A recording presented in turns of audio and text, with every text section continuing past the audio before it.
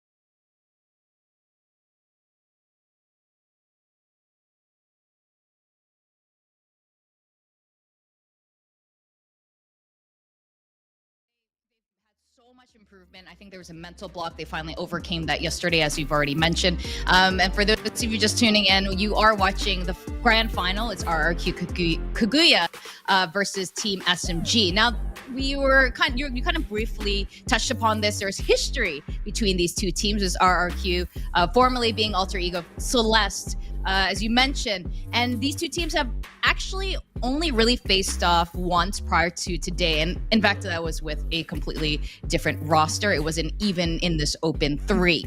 How impactful do you think this change, this switch from Maneri having joined SMG? I mean, I guess it's a little bit obvious in the results here, but is this something that RRQ can overcome?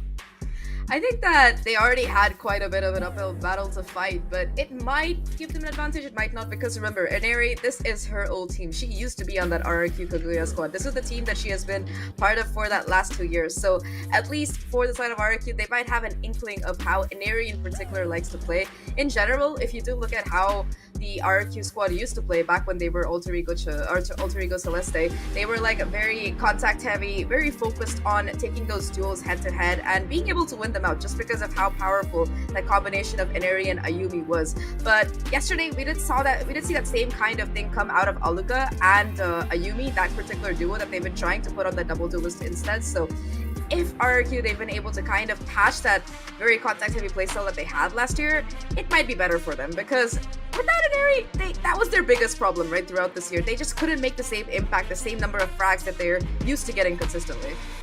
Yeah, I mean, RRQ Kaguya, at the current roster as it is, there is so much potential here. So it's really good to see that they've overcome this mental block, that mental hurdle yesterday. I mean, like we've been talking about this, they lost pretty early in the playoffs, but after yesterday's I wouldn't say domination, it was a close match. It did go over to overtime, but it was still a 2-0. And Ayumi and Aluka definitely are standout players. As long as they don't overheat, I think they have a lot of chance to push on through this. Would you agree with that? Of course, Ayumi and Aluka, I'm glad you brought them up, because Aluka in particular, she has been incredible, really evolving into this flexible player for RRQ. Last year when she did join Alter Ego Celeste, she was kind of put into that controller role, but this year she's back on what she feels comfortable doing, which is that duelist. So definitely that additional bit of firepower that Kaguya desperately needed after Ineri left. But also this entire team, right? They're slowly but surely turning more and more well-rounded.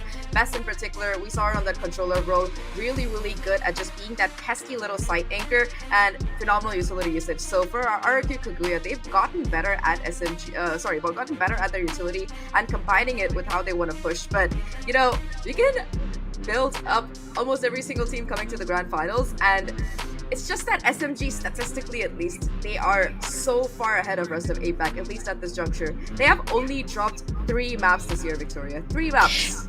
It's incredible. I don't even think we've seen other teams play like this in other leagues and throughout VCT. This is a cream of the crop roster, especially when you get this trio, Alexi, Ineri, and Kohaibi, being on the same team. And there's so much tactical FPS experience in the pro play leagues for all of these ladies. And what is it going to take to take this team down? Or perhaps no one will ever take this team down.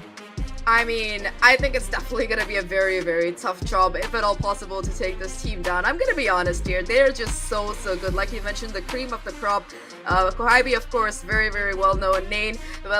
She's always been that frontliner for the original SMG for the last 2 years. But of course, Ineri also needs no introduction. Shirazi, one of those really heavy hitters. And that's the thing, right? This full SMG roster, we haven't really been seeing them for most of the tournament, because Shirazi, she had that arm injury. She wasn't playing for all of the games except for the one yesterday in that upper final, which went very, very quickly. I think it was like 13-3 or something along those lines. So the fact is that every single player on this team, they are just ready to hit and if they do find themselves in a clutch situation, right? How many times have we seen this team overcome the disadvantage that they had? If it's a 1v3 or a 1v4, or it doesn't matter, they just manage to sweep through. So they're feeling the confidence, they have the momentum, and for RRQ to break that, they're gonna have to be extremely methodical about how they play, because they have the firepower, at least on some level. But strat-wise, at least, SMG, even if you don't see them utilizing it too much, they just seem to have a whole new book open.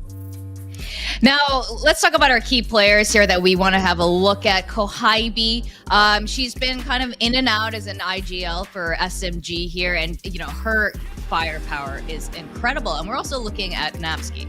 Tell us more about these ladies and why these two are the key players we want to look at. So first of all, these are the Sentinel players. So when you are playing against extremely aggressive teams, the ability to anchor just becomes so important. And Kohybe, of course, she really needs no introduction. She used to be that Starliner race for SMG over the last 2 years, and now she switched over to this Sentinel role. It hasn't made her any less dangerous, let me just tell you that. She's just even more incredible right now. I think one of the games in last Open, if I'm not wrong, she managed to have a KDA of 30-3, and this was a very quick game. It was a 13-2 or something. So just incredible mechanics coming out of Kohybe. Her positioning is phenomenal, and it's just really insane to watch out for in general. But Napski, she's no less impressive if you think about it, because when she did join that alter ego core, she was the team's manager. She went from being the team's manager to just being their stand and sentinel, and her numbers, her positioning, they are also pretty impressive. Napski in particular, she's like that player who you have in the backline. Sure, Aluka, Yumi, they're gonna be the ones usually putting up those numbers, but when you need somebody to come up in a clutch situation, when you need some kind of backup, that is Napski for the side of RRQ Kaguya. So in general, these are the players who are their last line of defense, their site anchors, and I think that in that sentinel role in particular, while Kohybe might have the bigger numbers, at least so far, Napski has done some pretty insane stuff as well. Yeah. Now, both of these teams, all these ladies you were mentioning, that mechanically, they're all really sound on both teams. But in terms of that strat play, the tactical part of tactical FPS, are we going to see more of that? Is that going to... I think that's the one thing I would hope to see from both of these teams. While they're both so good in that raw aim, that raw firepower, the one thing that could help take the advantage is, of course, putting together these executions that could, finally defeat the other team other than just gunplay. Oh yeah, for sure. I mean, we saw some of that come out yesterday from RRQ Kaguya. Like we mentioned, they're usually very contact heavy, but this particular tournament, they've been focusing more on set plays and executes, and just in general finding that control across the map. So I think that was a major factor in them being able to lock in that win against Sapphire yesterday. And remember, this is a team that, again, the core has been playing together for more than 2 years, so they definitely do have that synergy coming in. And SMG, they haven't had as long a time together, of course, but I think that their biggest plus point, apart from them just being able to tap heads every single game, is the fact that they are excellent at map control. They are so proactive. They're probably the most proactive team when it comes to gameplay in APAC at the moment. And here we have our map selection here, starting off with Pearl. Now, this particular map selection, it does favor SMG a little bit, but tell me your thoughts on this, Zach. I mean, I would agree with you there, but I think at this point, every single map just seems to favor SMG. But jokes apart, I like the bans coming out of SMG. I think that Fracture, it's definitely a map where Kaguya, they've been proven that they can get scrappy, so that's going to be an instant ban coming out. And after yesterday's performance against Full Sense, that's going to be the second one taken out of the pool. So Pearl, like you talked about, it's definitely a map that SMG, they've excelled at before with a variety of agent comps. I think at some point we saw 4 duelists and a controller come out of them. But that apart, I think that RRQ picking this map, it's because it's a map that they do feel comfortable on. They've been able to win in the past. And honestly, if you think about it, almost every single map is something that SMG have proven to be good at. So it's just that for Kaguya, they have to really pick and choose their comfort picks. And for that, at least this time around, it's going to be that Bind and that Pearl that they've chosen, because they found wins against teams, in particular yesterday before, on these maps. Now, what kind of agent comps are we expecting to see here? I'm assuming at this point, we're probably not going to see too many changes coming from either side of these teams. But again, Shara, tell me your thoughts on this anyway.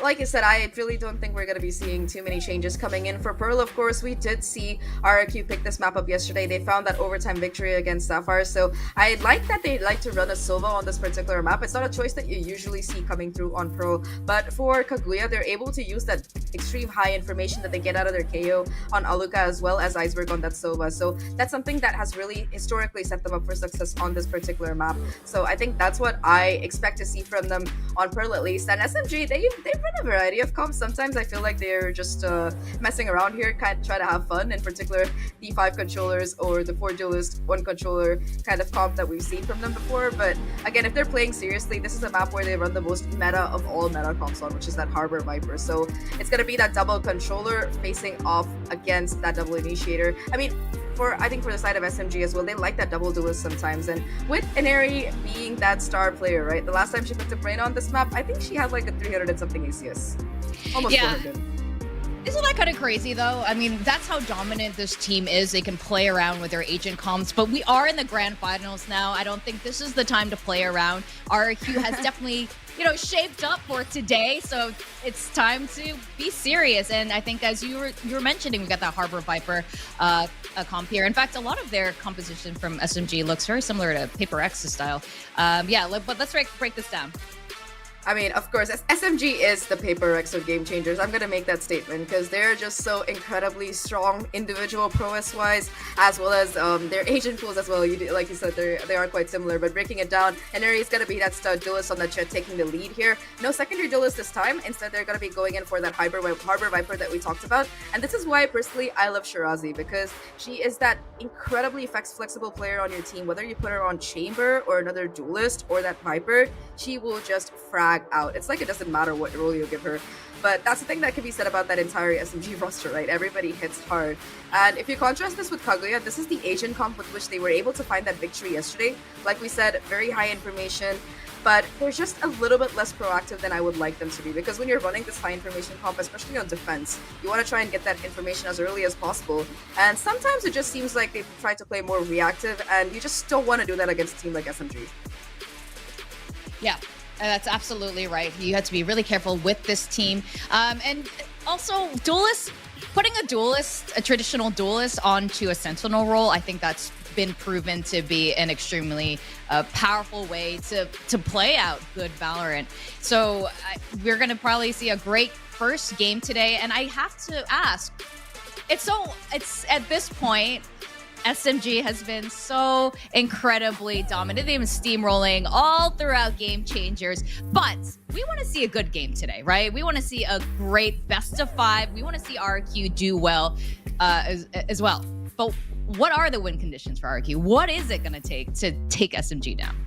It's pretty simple, efficient trading, because what I've noticed from watching so many SMG games is that there's just often no trades that come in. An area gets 3 kills and nothing happens. Kohabi gets a triple, nobody's able to trade. So it's just that SMG, they take these hugely advantageous fights and they're rewarded for it almost every single time. And the few times that you do see another team come out on top in a particular round or even a map, right, it's because of how they're able to trade each other out. That's why Pulse and Sapphire were able to take those 2 maps in that last grand final. But this time around for RRQ, at least, they've proven that they were capable of it yesterday. Now they're going up against the biggest boss, the battle that APAC has to offer. Let's see if they can do it again. That's right. Sometimes really at this point, it's just about confidence, going in and giving it all that you've got. With that, we are going to go into map 1 of the very last match of Open 3. We're going to go into Pearl map 1, Team SMG versus RRQ Kaguya in the grand finals. Our casters today are Quack and Tash. Thank you very much, Victoria and Zach, for today, or at least the intro, because today has just started. The final day of VCT Game Changers Asia Pacific. The story that we wanted to see. The story between Inari versus her former teammates, previously together in Alter Ego Celeste and now separated into 2 teams. Let's see if Inari can show them her return and what it means for her to be separated from them. I mean, it's just huge. Again, I mean, she's proven so many times already, Tash, throughout the whole Open. I mean, we've seen it before already, how strong Inari is. It's clear that Inari is, a cut above the rest, and along with SMG as well, the firepower that they have. It's more important for RRQ to step up today because, especially with the map picks that we have, I mean, it's going to be tough. It's going to be tricky. And if you don't have the efficient trading like what Zach was talking about, you're going to be in for a rough ride. RRQ Kaguya needs to take this map home. On top of needing to take this map home, previously when they were playing together as AECL, their spot to champions, to worlds last year in Berlin was taken away in a blink of the eye by previously known X10 Sapphire, now Full Sense Sapphire. Another big obstacle stands in their way, and that is going to be Team SMG. I would say SMG has been steamrolling this entire tournament. But again, if last year the spot can be taken in a blink of an eye from another team, it could happen again to Team SMG. Yeah, and that's the thing. I mean, if you are well prepared enough, if you have the right reads, have the right plays, anything can happen. And that's why we'll never, ever count out any of the teams that are playing right now. But the main thing is, you know, kind of like what Zach was talking about, a lot of this comes down to, you know, the mental game that goes on. SMG are just that confident. If you let them go off, if you let Alexi, like yesterday, or Neri pop off, it's just going to be multi-kills on top of multi-kills. We need someone to come in with those set plays, set plans to kind of counteract SMG's aggression. That said, though, we are having RRQ start out on the attacking side, and it's going to be a little bit tricky, Tash. Remember what we saw from yesterday against Full Sense Sapphire? It was Baby TZ on this map, and she was popping off with all her Killjoy utilities, and that's why my eyes are going to be trained on Kohibi, at least for the start. Yeah, Kohibi has been amazing as a Sentinel, but the last time they played this map, I mean before they played in yesterday, Kohibi was the chamber and they swapped over to the Killjoy. We did see a lot of that value come out from her watching the flank, and her lurks have been phenomenal. She has been getting those timings perfectly against the enemy team. She catches Iceberg, she catches Nabsky, she catches Bess in the midst of rotations in between the middle side of the area, the link area per se. Regardless, for RRQ Kaguya, we also were talking a lot about their stamina. And we've seen this before. I mean, if we want to look at a flip side or a different story for this team, the men's team recently went to a 40-round overtime, which a lot of people speculated may have been the reason they weren't able to perform the next day. But for RRQ Kaguya, they have the fire, and this is what they wanted since last year. This is the moment they've been waiting for. Yeah, and it all comes down to this. It also comes down to how you start out the first map, right, Tash? Kind of like what you're talking about. Sometimes it's the overtime. Sometimes it's the momentum that you get to carry forward. And games can run really long. Tech pauses can run really long, too. Yesterday's tech pauses were long, and I think it's happening today. So I had speculated that the tech pauses was because of Nico or Black and Blue, because it seemed like it was all him. But today, since the tech pauses are still going, I am inclined to believe that it might be a Quack thing. Wow. Yeah, maybe actually, because it happens when I come in, and then when you talk about it, the tech pause goes away. Let's see, it's happening right now. But coming back into the game, I think for RRQ Kaguya, they learned a lot yesterday from their long game. They played Pearl twice, and the question now is what they have learned from the last matches. And starting things off, we already have RRQ kind of exploring this middle ground. Shirazi's on the other side waiting to receive contact. Ooh, what a flash, and it enables Ayumi for that first pick. And quickly, they're gonna pass through Link as Ayumi rushing forward for 2. Huge start. And onto the other side, the rest of SMG just trying to figure out where they're trying to approach to. It's going to be the A side, but that said, Camu's only able to get 1. So Kohibi's now going to have to play against the whole world.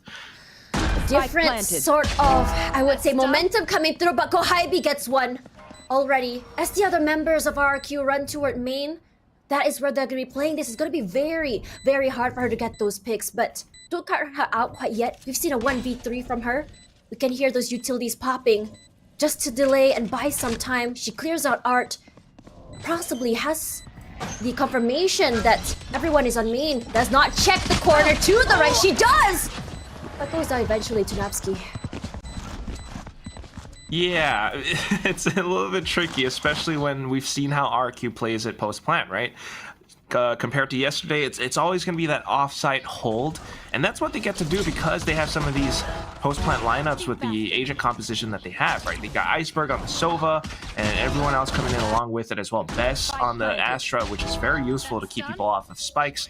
But the main thing is just not having the numbers with how RRQ went through with destruction all the way from mid through to connector, through to A site. So SMG, not the great start, but great for RRQ.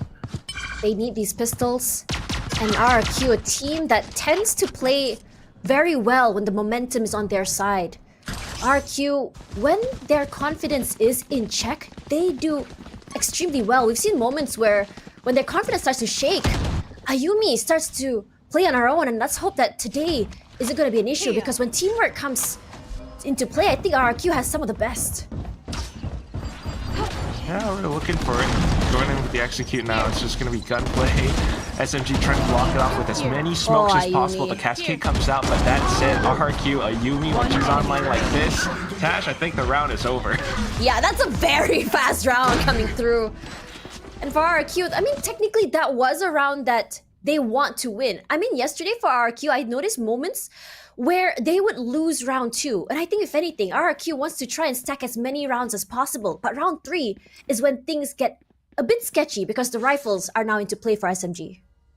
Yeah, and with these rifles, I mean, perhaps a bit of an adjustment with how they kind of hold around the map as well, because right now RRQ are just kind of having their way, whether it's through B-Long, getting a feel for how SMG kind of holds the site or how they'll respond in kind to the aggression coming out. You can already see that Shirazi's trying to make some adjustments. So this time holding towards the back of B halls, she could get information off of this and then try to use her snake bites to delay. But looks like it's gonna be a slow push forward. Shock dart to start it. Does displace Shirazi just a little, but not enough to really deter her away from halls. Hear the sound of gunfire, but Neri holding around that mid link, finds Napski, finds the timing, and this is gonna be huge. No initiation quite yet, as Ayumi tries to find that opening, because no member of SMG is showing themselves quite yet. Gonna have to push them into an open area to play. And as the all come forward, so does the decay. Shirazi finds one, so does Alexi. It's so very explosive as the other members come through. Kohabi for one as well. Best solo eventually goes down to Shirazi. And once again, a quick round, but this time for SMG. I mean, that's just how they hold. I talked about how they kind of adjusted their defensive positions. Shirazi playing towards back hall, that was the pivotal part, because as soon as she gets information, you could see on the mini-map that everyone else tried to come in through rotations just to hold around the site. And as long as Ayumi's trying to start off as that tip of the spear, SMG kind of gets that inkling, that information again, and everyone already knows how to play off of it, just peeking out one by one, getting those frags coming through. They put up that roadblock. RRQ are going to have to adjust this round. And adjustments is what we're going to be seeing. They left the spike all the way on main. Thankfully, Shirazi doesn't get tagged by the knife, but will slowly move away from halls. Look at the utility on the mid area. Yeah, just kind of getting information and blocking off, because remember on the pistol round, that's what RQ did before. But right now, Ayumi having that presence towards B-Long as again, it's what we've seen before. If she gets a pick, the whole team rotates over. It's going to be a B push. So Shirazi just playing it super far back is a safe choice. But then you still have RRQ slowly making their way through Art. And SMG are just trying to work their way around this as well. I mean, look at what's happening with Camille as well as Aneri pushing up A main. There might be a fight coming soon. Yeah, looks like it's happening right now as Bess, huge with a big contact alongside Napski. Sheriff only in her hands, but she does get that value. Skohaibi will be lurking toward mid area, hoping to catch them in the mid rotation from Art. The plant comes in from Iceberg, but it looks like a retake is what SMG is going to work for. Skohaibi comes through, catches the timing on Iceberg, making sure to slowly slither her way to the site. But all the members of RRQ are going to be playing from main. The snakebite comes out as well to delay. A nice little tap just to bait out those utilities. Here comes the fragment as well. Luca eating a lot of damage from Shirazi, snakebite, and Lexi will pick up Napski. Let's go down to Ayumi. Kohabi there for the trade. With just one member left to worry about. Best, can she do some damage at least? Yes, she does. As Shirazi brings it back, but this is a very close round. Yeah, definitely close, but again, I mean, SMG having a good read for how RRQ holds the post plants off-site, they start to push in towards A main. They start to try to make sure that RRQ are going to have a tough time contesting for this one spot. So I kind of like that, you know, Neri as well as Camus tried to contest for this A main hold, but then they got taken out. What happens towards the end of it, though, is the firefight that comes through. Kohibi along with Shirazi throwing their bodies just to make sure that RRQ is going to have a tough time trying to hold from this spot. They managed to retake the site and they stick the defuse. Now we go into the next round. RRQ doesn't have the best economy, Tash. Not enough in economy, but we do see the pings come around toward halls. Probably marking the area where Shirazi might be, but this time around she will be joined by her teammate Kohibi. The knife, I think, does tag him. Vulnerable Ayumi will make her way up toward Haven. But here comes the reckoning as well. Does catch Camus in the act, but Camus finds one. She wins again with these blades. Idol expecting a flash to come up to Aluka. But no follow-up quite yet. Will be slowed down by the high tide. The cascade here. The up from an Eri. She never misses. It hits her. Plays with the utility just so well as Iceberg. Last person standing. Can't do much more than that. And SMG, they're chaining round after round. Yeah, 2 rounds in a row now, Tash. I mean, they're just coming in. Oh, 3 rounds in a row. They're coming in with this operator now, and it's got such a strong presence. And at the same time, with the retake coming through, RRQ tried that same idea of bulldozing into the site, right? Expecting or kind of enabling a Yumi to go off with her blades. But if that doesn't pop off, and we could see that it kind of didn't really have the impact that we needed it to have, SMG gets their way. They kind of fight back and they retake the site cleanly. So on to the next round now. RRQ has a bit of a bye. They need to work their way carefully around the sites. Neri still that up, and Shirazi, Kohibi. 2 very pivotal ults, but for RRQ, they want to make sure that they can get the value from these ultimates as well. Had the Dal command. And you can see the turret going down at the same time, but Neri holding down the line. Can she get one? Yes, she does. Immediately pivots out of the area. Can she get out alive? She does. Best spots her, shoots her in the back. Beautifully done. And that's one big obstacle out of the way. Yeah, that's a good trade. Kind of like what Zach was talking about. Now we have some even numbers. I say that, and then you got Camus just kind of pushing up towards middle, catching people off of rotation. So it's a good lurk. Now it's going to be a bit of a pincer maneuver for SMG. Keep your eyes on the minimap because Kohibi gets to go through Art. You're going to have a couple of players coming through A main, but at the same time, look at Iceberg. She's going through with a big flank. A big flank, but Camus finds Ayumi first. Taking control of A main here. Best. Is she go for one more? Yes, she is. She can go for 2! 3! Already in the back. Huge for her. Does eventually pull Kohibi to the side. And here comes the Hunter's Fury. Will be tagged by Bess. And they clean up house. And that's exactly what we wanted to see from RRQ. The chaining of the ultimates to bring them back the round. Ultimates, the Hunter's Fury, and the Gravity Well, but more importantly, the way that they fought back on this site. I mean, first of all, Bess taking down Neri was huge, but then the way that she kind of came back along with Ayumi to hold out around A main. Yes, Ayumi fell, but with that, it was information for Bess. And the fact that she landed those following shots made it so much easier for RRQ to hold down the site and the spike. So that's a great win. Now with this, maybe they have a little bit more momentum. Maybe they can start chaining rounds together. They've managed to afford another buy, but look at this, Tash. We've got a couple of ultimates now. Shirazi with the Viper's Pit. Kohibi with a lockdown for the retake. So Shirazi has to stay alive. Yeah, Shirazi has been very pivotal in these moments.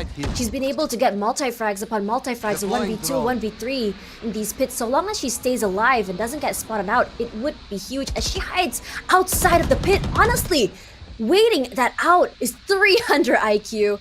She does spot one member outside, rather Iceberg does. Yeah, but look at the minimap at the same time, Tash. RRQ, they're trying to get a feel for this. Maybe they're preparing for a set play. There is a null command and Natsuki's lockdown that they can work off of. But SMG are making moves as well. I mean, they were hovering around B-Link. I guess now they're just going to commit on towards the site. We've got lockdown for lockdown trades. Yeah, yeah, they have detains as well. All around us, everyone will be coming through here. Janeri, unfortunately, will be whiffing her knives. Plant goes down. Zayumi is going to be detained, but the null command comes through. Gonna be disabling all of their ultimates. Kohybe does find Vest eventually. Ayumi, she is gonna bet getting one at the very least, alongside Luca, Camille, Alexi, Shirazi, get one each. Not much more they can do here. Well, it was a good start for RRQ, but SMG just know how to respond, how to answer. Yeah, and it comes through with the trades again. I mean, it's just clean fundamentals and understanding how to play off of your teammates, how to position yourself for the best retake possible. And in all that chaos, I mean, we had like 3 ultimates being used in that round. It was expensive for RRQ, so unfortunately the value was not quite found, Tash, and that's the thing that hurts the most. So much was spent, they tried to make their way in, they managed to get the spike down, but that was about it. And now you've got Inari back on that operator, Camille on the Reckoning, Alexi on her Seekers. It's going to be a tough round for RRQ unless they can find some opening picks. Honestly, I've been really excited to see Ayumi versus Inari. Oh. I feel like it's like the battle of the ages, right? Between these You got two. a point. Yeah. So seeing them both on the jets, running the operators, it's just gonna be huge, but it's gonna be Kohybe. She changes her mind about pushing out. Yeah, it's this read from SMG again. They kind of got a sense that it's going to be this mid presence because Inari pushed all the way up belong. So right, process of deduction, now they send the Reckoning out. It's going to be what a flashes flash. that come through though. RRQ are pushing in. Yeah, it was huge. Knocks out Camille, knocks out Kohybe. The 2 massive players that allows them quick entry onto the site. Shirazi will be pushed out the side, but will be playing off those Seekers, will be eliminated, but they will know there's at least 3 there, at the very least, as Iceberg kind of low, but Ayumi holding all the way back in secret, changes her mind here. But for SMG, the 3 girls, they're playing so very separated. Not too much of the situation where they can get these crossfires, but confidence is key for Inari. Napski finds Shirazi as Iceberg still holding his spike, does not check. Will be eating a lot of chip damage from the Nano Swarm, but surprise, surprise for Iceberg on the side, the anchor that keeps it together. Very well played, RRQ, in a round where they kind of didn't quite have the ultimates to work with. In fact, SMG spent theirs. RRQ managed to hold it, and it all starts with this push outside of Art. You have the Pop Flash coming through with assists from Alka, Yumi to lead the charge, and then she pushes deeper in through Secret. That bought a little bit of time and information for the rest of her team to work around the spike plant. So although SMG tried to retake, when it came down to it, Iceberg came in and crashed onto all of them. Next round, and it's gonna be an SMG save. This is back and forth, Tash. But we've seen some really insane thrifties from SMG as well. But if RRQ can bring this and chain these, this can be like a huge lead for them as they move into defense. And I feel like since yesterday, when we saw them play, they tend to thrive on the defensive side as Bess slowly making her way through mid. And for RRQ, this mid area, taking it and giving them access to site has been very pivotal for them. Now going back towards mid again. SMG needing to play conservative, right, because of their current buys. But that's the thing, RRQ having the confidence now, slowly going in. It's going to be tough, but Alexi fires a shot through the Cloudburst anyway. Oh, that's huge. Finds Iceberg. That's their initiator out of the way, but they do manage to get the site. Aluka with the plant, and Ayumi once again. We know that she can be very, very hot-headed. When she's hot, she goes all the way. She takes up space. But the question of overheat, I'm really hoping it's not going to be happening as Camille get those insane tabs coming forward, but will be traded out. Napski finds for Camille, but so does Shirazi. Clears out one of the heavy hitters. Ayumi, Napski, a 2 versus 2. There is one rifle for them, but the tabs from Kohybe makes a statement that's just way stronger than a rifle. Look at their HP, Tash. So This is low. crazy. 5 and 3, and they still managed to turn this round around. I mean, I didn't believe it when you first said it. I really thought that RQ had it in the bag, but SMG off of some of these, I don't want to say lucky, but you know, pop shots through the smoke, right? They managed to take a couple of players down, and then Camille coming up front. They thin the herd. down to a 2-on-2. Kohibi just playing it reserved. She spotted out the barrel first and then managed to kind of recenter her crosshair. And it came down to that pure mechanical aim, winning out the round. RRQ, I don't know what it was, but maybe it's a bit of panic. And it's something that they cannot afford at this juncture. We're into round 10 now, closing out towards the end of the first half. And then Neri finds a pick with the op. That's huge. It just shows that whatever weapon you give to the girls in SMG, they'll make a big play out of it. Doesn't matter whether it's gonna be a katana or a kitchen knife. Or in this case, it's gonna be sheriffs and rifles. Or even ops at times, but Kamiyu gonna move backward, will be flashed, but the sprays come through just to buy some time, but Kamiyu thankfully stays alive. A switch to the classic does not save her. Kamiyu does buy Yumi. Aluka trails back, but thankfully Alexi's there just to take it back. Kohibi coming in from Arch, these crossfires and these takes from all different angles can be so overwhelming and suffocating for RRQ. And I'm just hoping that for RRQ, their mental still stays intact as we go to the second half later. I mean, we've gone through so many rounds already, Tash, and the coaches haven't called a single timeout yet, so I'm gonna say that's a good thing. Oh, I say you that. spoke too soon. We spoke soon. I mean, it's a good thing, because that's what you're talking about, right? You're thinking about mental and how RRQ Kaguya can find that stability again. The coach's intervention is something that they need. So coming close towards the end of the first half, I was thinking maybe they're going to save it for, the second half, but this isn't too bad either, because if we can find 2 rounds, this is going to be a 6-6 score line, and it's definitely one that RRQ can bounce back from. The one thing that we do not want, though, is a 4-8. So RRQ right now, their buys aren't the greatest. It's going to be a little bit tricky. But we've seen their signs of greatness before. We've seen their aim. We've seen how sharp they can be. If they can do the same thrifty that SMG just did to them, then we stand a chance. And also, if we remember yesterday, their comeback potential has been insane these past 2 days. You'd think that they would be dominated with maybe a 2 or 3 score, and they come back. Yeah, all those 9 threes yesterday. Exactly. So it's literally... It's not over till Quack starts singing. Singing? I mean, we gotta, I don't want to say the other one, I like when Quack starts singing, so. But still, I mean, into the game, it's gonna be a little bit tricky because SMG has been switching up their positions. We've got Neri with the operator still, and it's looming presence. It's something that RQ always needs to be wary of, and that's why they're not exploring B anymore. With that, though, it limits the options, and SMG gets such a good read off of it. Look at what Shirazi's doing. She's already positioned with her teammates around Art, and that effectively puts up so much pressure around the A site. RQ are going to have a tough time trying to break through this spot. Just honestly, good reads from both teams, but SMG is just a little bit further ahead. But Yumi finds Alexi, but Kohibi will trade back. Being a teammate with Kohibi means that trades will be happening, but so does Iceberg. Here comes the recon just to give some information and get 2 of them. And look how they react to the recon, to the information. The op comes out here from Neri. She does find 1. But the question is whether or not she's gonna find the angle. A flash to come through. She misses. The other one swaps to the classic. Cloudburst to give a little bit of space just to cross over. But it's gonna be difficult with the op. Bess holding down the line. She swaps over to a rifle. The Cloudburst comes out, but Bess reacts. And the thrifty comes through as you predicted, Quack. Last round before I mean, I was thinking about, I didn't know if the thrifty was going to come through. I was hoping that they would. But look at how they actually start things off, right? We had so many players up around Art, but then SMG kind of off of, I guess, no information, they backed up towards the site.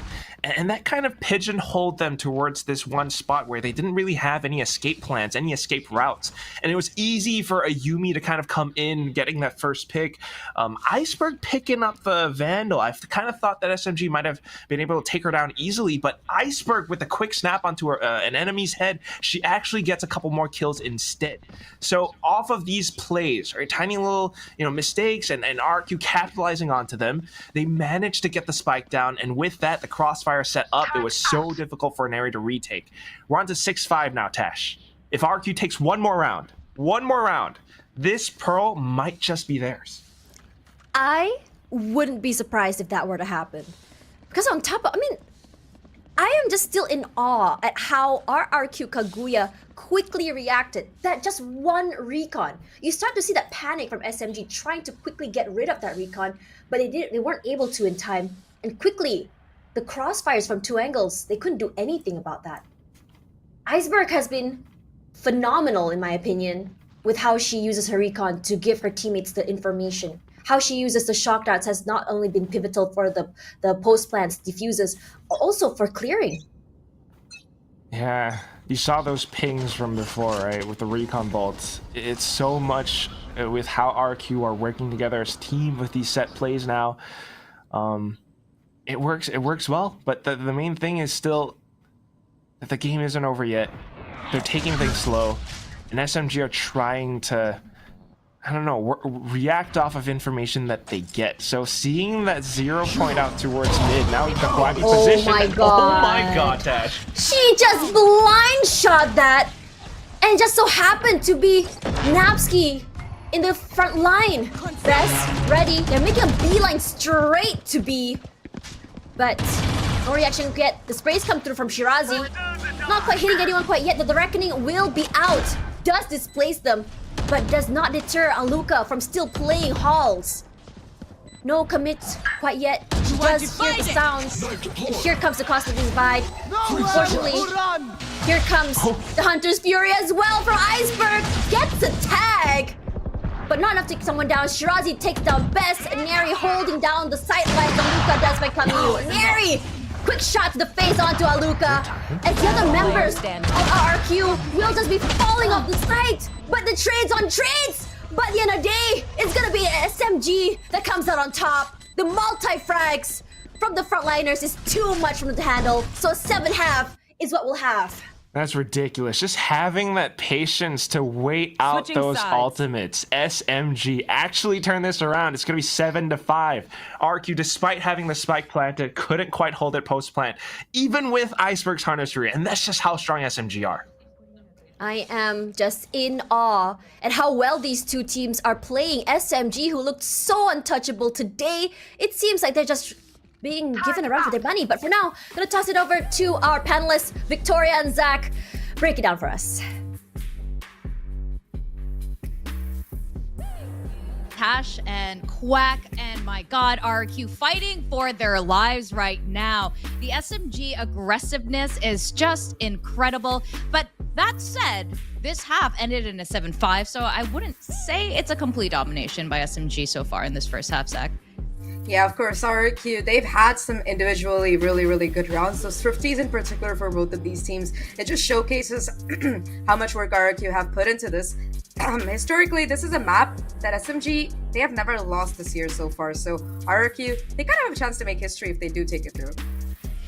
Yeah, that's right. And look, what I think right now, we were talking a bit about that confidence right now, and we just see so much of that coming from SMG. They know they're good. They know they get those shots, and they know if they wait for that timing, they're going to execute. They're going to go in and just get and retake the site. So RRQ, overcoming that mental block is going to be really important going to the second half, I think. But what are we expecting now that they're switching sides?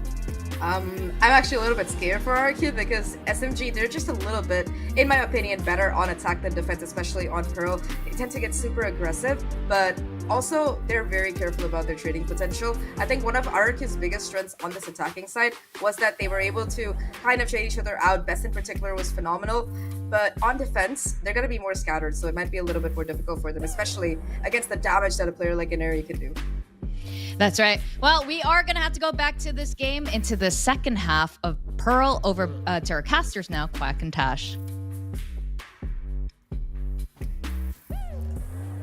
Thank you very much, Zach and Victoria, for that. But Quack, I also want to hear from you. What are you expecting the second half? I mean, as always, you know, we need that pistol win. But the thing is, SMG on the attack will be a whole different beast. They were kind of reacting to RQ poking and prodding across the map. But now that SMG are attacking, they're going to be dictating the pace. And that's why I like what I'm seeing on the minimap right now with RRQ kind of positioned towards middle. It's a big stack. They have Best just kind of anchoring down the B site. If they could explore mid and find some fights or take a couple of the SMG players down. Maybe they set up a flank. It's gonna be huge. But look at how aggressive they are. Immediately rushing forward. Flash comes through here. Yumi will be the one to open it up. But the trade-off here by Kohai being at Neri will just show how bloody it is in the middle side. Now Neri 1 versus 2. As the other members of RRQ will be just giving her the space. Could be just reacting of how she plays. But Neri quite low. 48 HP left. It's going to be an uphill climb for her, but don't count her out quite yet. Yeah, look at what she's doing, Tash. Slowly pushing up. Kind of expecting peaks and clearing angles. Now she spots one. And they immediately know where exactly she is. She doesn't know where the other person is, no, but now the she recon. does. The recon comes through. They know exactly where she is. The shock dart goes out. She misses it. 12 HP. She darts away. And will she get this? 56 HP for Bess. All she needs. And they still take the pistol. Yeah, just way too low HP, Tash. A little bit unfortunate for Neri. She almost made it happen. And she was just trying to dance around corners, kind of finding Bess or trying to get her to put her foot out, but unfortunately she couldn't quite spot her head. So this fight coming out from RRQ is something that I really wanted to see. It's something that gave them that momentum. They seized that initiative. They took the fight to SMG, and a little bit impressive coming out from Alika because she used a frenzy at mid-range to find some of these frags. So with this, now we might be able to even out the score. And look at the buys coming out here as well. You've got so many Bulldogs, but so many shares from SMG as well. SMG has had some massive thrifties, and this time around, my expectation would not change. Shrazi takes out the recon. This time around, the recon does not give the value that they want, but at least they do know there is someone on B main. Napski gonna be allowing them that space, and I think contact play for RRQ has been a lot more massive in my opinion. Oh my gosh. Definitely something to think about, but still, I mean, right now, the positions on the map, SMG just trying to keep some of the RRQ players trapped towards back hall. The rotation's coming through now, but still so many numbers there. Oh, look at the sprays Making come sure that out! these Bulldogs will sing. Yeah, that's all Luca. 1 each SMG. Alexi at least, and Kohaibi answers back. No changes in pacing when it comes to these girls and the sheriffs. Napski, she has to find an angle, she does. Alexi goes down. They're gonna be playing together. A nice tap by Camille for one more. It's Iceberg. You have to worry about Kohaibi all alone. Kohaibi, we've seen some insane taps from her. Can she do it again? It is a crossfire coming through here, and it's gonna be a little hard for her to move forward toward Ike. And Ayumi will be the one to spray her down. 7-7, and they hit the equalizer. And with that, I mean, despite a bit of economical damage sustained, it's a great way for RQ to bring themselves back into the game, and now they have this lead, they have the momentum, maybe they start to chain more rounds together. It even forces Coach Alex, Fel, to come in with a timeout. SMG actually shaking a little bit in this first map. This is the start of a great series. I cannot remember which game it was, but I believe it was Haven, where SMG actually had to call for a timeout in that game. And during an interview with Aneri, I asked her, what prompted that timeout? And Aneri said, we were too excited. And I said, excited in what way? To win? To that you guys were excited in terms of you guys were nervous? And they go, no, we were excited to play. So I'm wondering if today it's the same mindset, or is it something a little bit more serious where they have to rethink about what they're doing, because that's 2 rounds in a row. Honestly, and I believe Tash, pistols, yes? I think it's a little bit different. Because look at the score right now. I mean, this is serious. We're in the grand finals, and you want to have the best start possible. You win this map, which is, by the way, RQ's map pick, and you get to go into your next map, basically, you know, potentially securing a 2-0 lead in terms of the overall map series, right? And that's what SMG really needs. That's why this timeout is being called, because if they can plan for the next several rounds, if they can start winning some links together, it's going to be much tougher for RQ to come back. So that's why they're calling out a timeout. They're coming in with a secure game plan of pushing down mid. This is interesting. And looks like the flash comes out, and Kohaibi, teammate turret will be going down as Ayumi will be pushing up for more space. This is something Ayumi likes to do, and that's just confidence in my opinion. Speaking of confidence, No confidence by SMG to actually push out this door will be deterred by two different utilities. Yeah, not so much coming out. It's a little bit of information for RQ, if anything, but the main thing is they don't quite have the firepower in this round. Bess needs to stay alive, and she's trying to stall for as long as possible with her stars. This blocks off so much vision, but SMG doesn't care anyway. They're going in. Ooh, look at that push. They do not care, and they're just going to be rushing out forward. And SMG, when they're feeling good, they rush up through. But a slower pace when it comes to this retakes is what RRQ wants to do. Iceberg using a shock dart just to really chip down the HP. The plant does go down, completely barely chipped. And the flash buys more time, doesn't bring them to, but slowly but surely, as the utility come down, they'll have to really worry and just play with just raw aim. And now, the sprays come out as the trades come through. What on earth happened there? Just the fights, Tash. It's the same thing. You talked about raw aim. It's a little bit more of positioning because they had the spike down and RQ kind of felt the pressure. They needed to come in with a retake, but again, without the best guns possible, they kind of went in a little bit blind. And SMG already had those angles held, and it was just a simple idea of clicking and holding at that point. So SMG now starting to come back into the fray. They're starting to find that lead again. And just as that happens, Coach Ducky says, nah, we got to stop this right here. We can't let them have their way with this. So buying up the operator now, Ayumi having that in her hands. Napsky maybe not the best, but having that utility is still something that RRQ needs, especially on their defensive side. I noticed that Napsky would rather, forego the weapon and, she would prefer the utility, because I've noticed that for RRQ, the way they've positioned the utility is very different than how SMG positions their utility.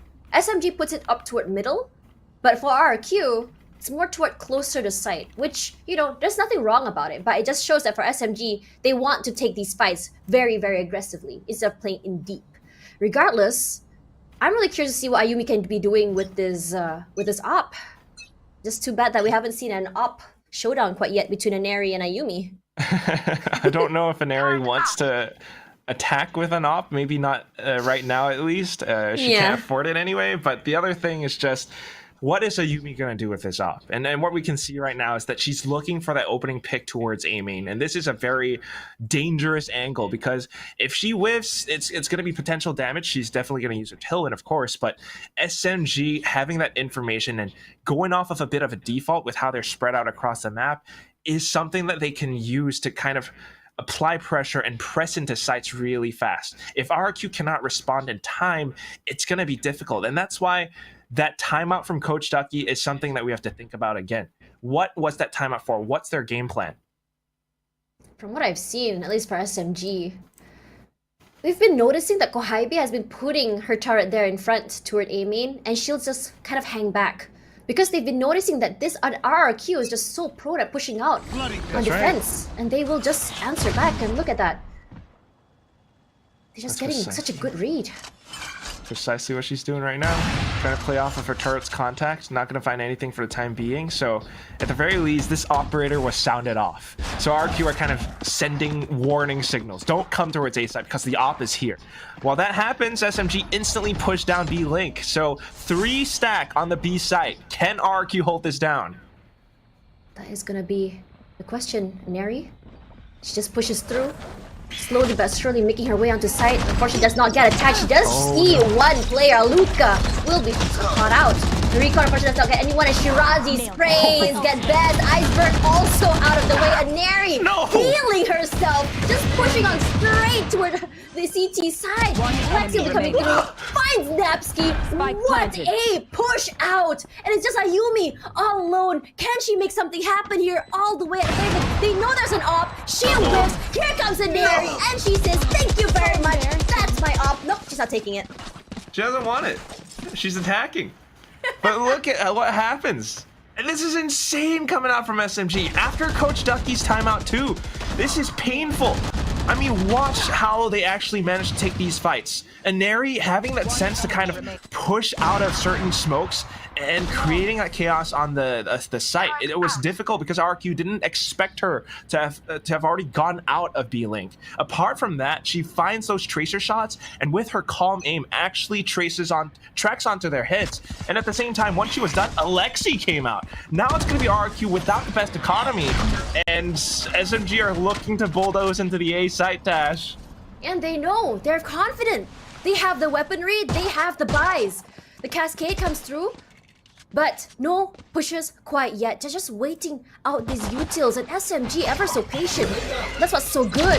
Here comes the fragment as well. Nearly takes down a Neri, but here Reckoning as well will displace some of them. Kohibi pushing through, spots one out, nearly takes one out, but Napski trades Napski for two, just with the classic. A free gun does all that damage. Ayumi on the backside, and now SMG so displaced. Here comes Shirazi as well, finds Iceberg, and Ayumi moves over to the side. Null command, or just comes out here as Kamyu pushes out alongside Shirazi and Alexi. A three-way point just to clear out Secret, and is looking so very dominant. And SMG, they are starting to bulldoze. I mean, just in that round at least, because it was an eco from RRQ, so they had the confidence, they knew what they could do, and that's why they weren't really scared to push into the side, Tash. However, the one thing that we weren't quite expecting, which was nice, was Napski holding around Art stairs. That one position, being that close and personal with her classic, those right clicks took 2 heads off of SMG. If only there were more of that, but then the rest of them trying to go for some linear duels, it was tough. Now we've got the buys though, and they're pushing out mid. Kohibi slowly but surely, she's gonna be holding down this angle. So if Ayumi were to push out, if she were to disrespect, she will be punished. Not happening.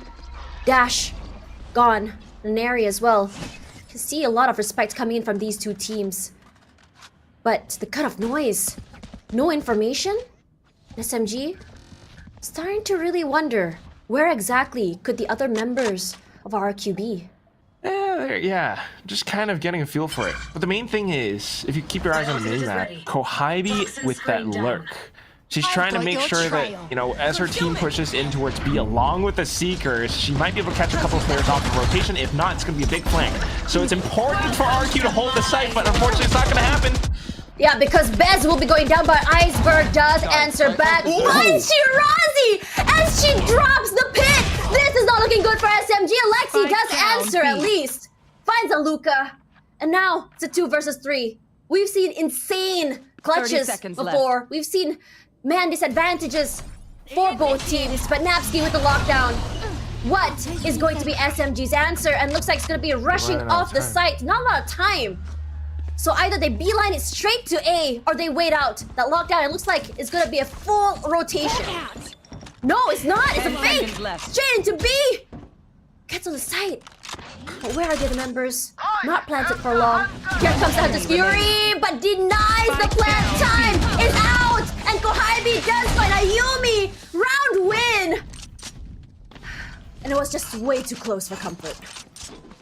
Close, but well played by RRQ. That's the main thing, Tash. I mean, look at how Iceberg actually managed to hold down the site. Yes, Bess was the first to fall, but getting some of these shots through the Viper's Pit, taking down Shirazi, and then the Hunter's Fury coming through as well, was huge for RRQ. They managed to put a roadblock up, and at the same time, with that lockdown from Napski, it basically secured them the round win. A little bit expensive, but they need these rounds together, and now they've managed to cycle through. You've got Bess on the Cosmic Divide, Ayumi on the Blades, you only have Kohibi with a lockdown on the other side, so SMG trying to find whatever they can get. Just when you think that SMG has it together, suddenly this insane round by RRQ just takes it back, and we're just back to the game of tug of war. Right here. The recon, or the Aldrone, doesn't seem to spot out anyone quite yet. And here comes the Trailblazer. Trailblazer, though. I mean, Neri's looking for that opening pick and then the tailwind to secure herself, but at the same time, you got so many players around this spot that it's a little bit dangerous, and they couldn't see anything with a Trailblazer, so it's going to be the pivot towards the A site instead, and instantly Best putting down this star. It's going to block SMG up for a second. They might still peek through, though. Yeah, look at the amount of util on A as well that's been put down by Napsky. It will chip a lot of damage. And here comes the lockdown at the same time. They pop the nades and Napsky finds an area. Lexi trades back and so does Camus. So 2-for-1 trade. 30 seconds Lockdown left. will be put down at very least. Gives them a lot of space to work with. RRQ just waiting it out. And now it's time for those retakes. Pushing out, spots out Best right behind the poison orb. But playing at window. 2 members going in the off. A swing out does not save them. Alexi finds Iceberg. A shorty is the only thing Ayumi has in hand. She pivots away. She tries to get the op shot. But Alexi, a little faster. And it's going to be the quad kill for her as well in this round, Tash. I mean, if we take a look at the scoreboard right now, it's Alexi, it's a little bit of Camus and Kohibi up on top. And they're the reasons why SMG are working so well together as a team. I mean, Aneri comes in with the charge, maybe some first kills, Shirazi with the support, but then the trades coming through. All of these girls working together as a unit, and you even saw how that happened. There was the lockdown that I guess Napsky tried to fight back against, but as soon as it goes off, as soon as the spike plant goes down, Alexi and Aneri, the rest of them, they actually push further in towards Secret. The poison cloud drops and they secure kills off of it. RRQ were not quite expecting that, and now it's just going to be the Sheriff buys. We're potentially looking at match point here, Tash. That's what we saw yesterday from Alexi as well. This very, very aggressive play. But look at the 4-man push out of Belong. Gives them all the information. If they can time this right, this could be a huge pincer to the members of SMG. But with Kohibi's turret, as well as Shirazi holding the back line, I think SMG possibly might know. Zaneri does give up the space. Already not give up the space, but does take up the space. Gets on the site, and Napsky will be displaced by the Seekers, and the Seekers at least will show where everyone is as Shirazi goes down to Ayumi. Nice updraft to see where every members are. They know they're on the site. Ayumi is so low. Camus not pushing quite yet. Napsky will be rushing out forward. Camus timing, is he on her side is the question. Looks out to a Secret. Both sides come out. Alexi finds Napsky in the middle of the pincer. Ayumi, even though it's 30 HP, does get the information from the recon, but 2-man push does not give her the advantage as all the members of SMG will be hitting match point, only losing 2 in that round. It's a great start. I mean, RRQ, Ayumi coming in from the back, they tried to make some things happen, but man, Tash, it's a real feels bad moment when SMG just has everything going right for them, despite the ultimates, despite the ideas coming out from RRQ. You love to see some of these creative pushes, right? But at the same time, SMG just have such strong fundamentals. Even with the way that they pushed that nebula that Ayumi was hiding inside of, they did it together as a team. They timed that peak together. On to the last round now, potentially, a match point, right? And RRQ has a bit of a full buy. They're stacking up towards Art, but they hear this Trailblazer, and they're gonna have to go in to investigate. Yep, and the rush up forward here. Iceberg finds Neri. Good hold, but she just left wounded. 5 HP. Is Alexi? Tries to scout out mid. Spots no one quite yet. Will be retreating for the time being with 3 on B long. Iceberg as well. Not too sure if she actually got the tag. Not quite. But they're still hovering around this spot. You do have the stack up towards B, and with a Neri gone, RRQ stands a chance at really running down the rest of the players if they play their cards right. Iceberg is pretty low though, so they need to stay hidden. That knife just gave everything away, I believe. No movement quite yet, but you see Alexi slowly but surely. It's just making sure that no one is flanking from the backside. Get some info with the guiding light. Doesn't spot any, but it's gonna be a little hard to play explosively without Neri. 30 seconds left. Comes down to Alexi. And here comes the reckoning as well, and Shirazi finds that Viper, that snake bite, and Kohibi pushes up straight to Ayumi, moves out of the way. Best, does she know she's in halls? Yes, they do. Shirazi already for 3. She is the one finding these massive picks, and now it's all down to Napsky. 1 versus 4. Napsky versus the world. She does find 1. She finds 2. She steps on the nade, but that's all that she can do. As map 1 will be taken by SMG, but RRQ, I don't think they're done quite yet. Hashtag Viva RRQ. You see that on Neri's phone? Kohabi's clapping so happily. It's a great first win, and it's on RRQ's map pick. And that's what we were talking about. Having this great start, moving off into Haven, it's something that SMG really wants. Now we can maybe look at a potential 2-0. And if you look at what happens, it's all through fundamentals of SMG. Yeah, SMG showing us why they're ahead and at the top, and they don't want to let that go. Regardless, we are going to be tossing it over to our panelists, Vic and Zach, before we go into map 2. Ladies, please break it down for us. Thank you so much, casters. We do end map 1, RRQ's pick, Pearl, with SMG's win at a 13-8. And like our casters were saying, SMG's fundamentals are really just too strong. That said, we see some really good ideas coming out from RRQ and Napski and Bess, also really trying to hold that fort, doing their best to stop that full aggressive push coming in from SMG. Yeah, there was some nice solid utility coming out of both of these players. I think that on that attacking side, they were very good at controlling the map. In particular, Bess showed really good awareness of these flanks, you know, positioning, and overall just making sure that the rest of the team were well spaced for executes. And like you mentioned, Napski, in the second half in particular, she's been hitting some really nice shots. So even though RRQ lost this map, I'm very impressed by how they overall played together, because usually you do see 1 or 2 players for their side popping off and the rest of them just being maybe it's not their day, but today everyone's firing on all cylinders. That's right. You can really feel how seriously both of these teams are taking this grand finals right now, and we're only at map 1. Now on the SMG side, of course, Kohabi continues to pump out really impressive numbers. What else should we be looking at here? Kohabi, of course, the MVP. There's a reason why we picked Napski and Kohabi for our head to it, because they are the most impactful Sentinels that you'll see Baby TZ be running in that top 3, of course, depending on what day it is. But looking at the scoreboard, right, you do see that for SMG's side, all of them, they're going to be up there on that kill feed. I think that, like our casters did bring up SMG, they are just incredibly strong individually, because if you think about it, these are the best players that have shown up for the last 2 years out of APAC being put in one team. So it's a super team of APAC, what you expect. And if you do look at this particular chart, right, in particular, that post plant is what really stands out to me. RRQ, even if they get that spike down, they were only able to hold it slightly above 50% of the percentage at the time. So that post plant, just not the greatest. Yeah, that's right. That came onto full display in that first half, especially. But with RRQ, I mean, they're getting, look at that first kills, nearly doubling SMGs here. So, you know, when we're talking about fundamentals or mechanically, both of these teams are both very good. I wouldn't say exactly on par, but RRQ definitely can keep up.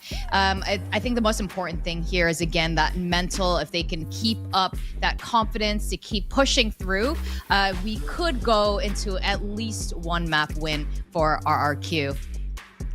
I think that is the case as well. Sorry, just agreeing with you on the map picks there. I mean, if you look at how this veto has shaped up, 3 out of the 5 maps SMG have lost before. They've only lost once, but they have lost before, so there is a chance. Yeah, and honestly, we do want to see this. I know a lot of, Twitch and everyone on Twitter right now, just seeing SMG's track record. It's so hard sometimes to see how RRQ can overcome them in this game, but we saw glimpses of hope. We saw SMG take those timeouts, and even at the halfway mark, it was neck and neck oftentimes. So there is a chance going into map 2. What are some of your expectations?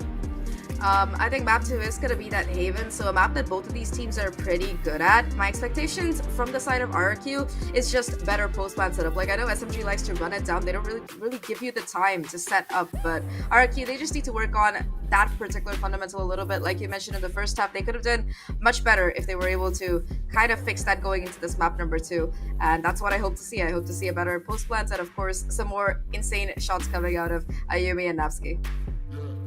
And of course, our MVP was Kohabi. And we're going to go on a short break. When we come back, we're going to go into map 2. And we're hoping for another exciting matchup between RRQ Kaguya and Team SMG.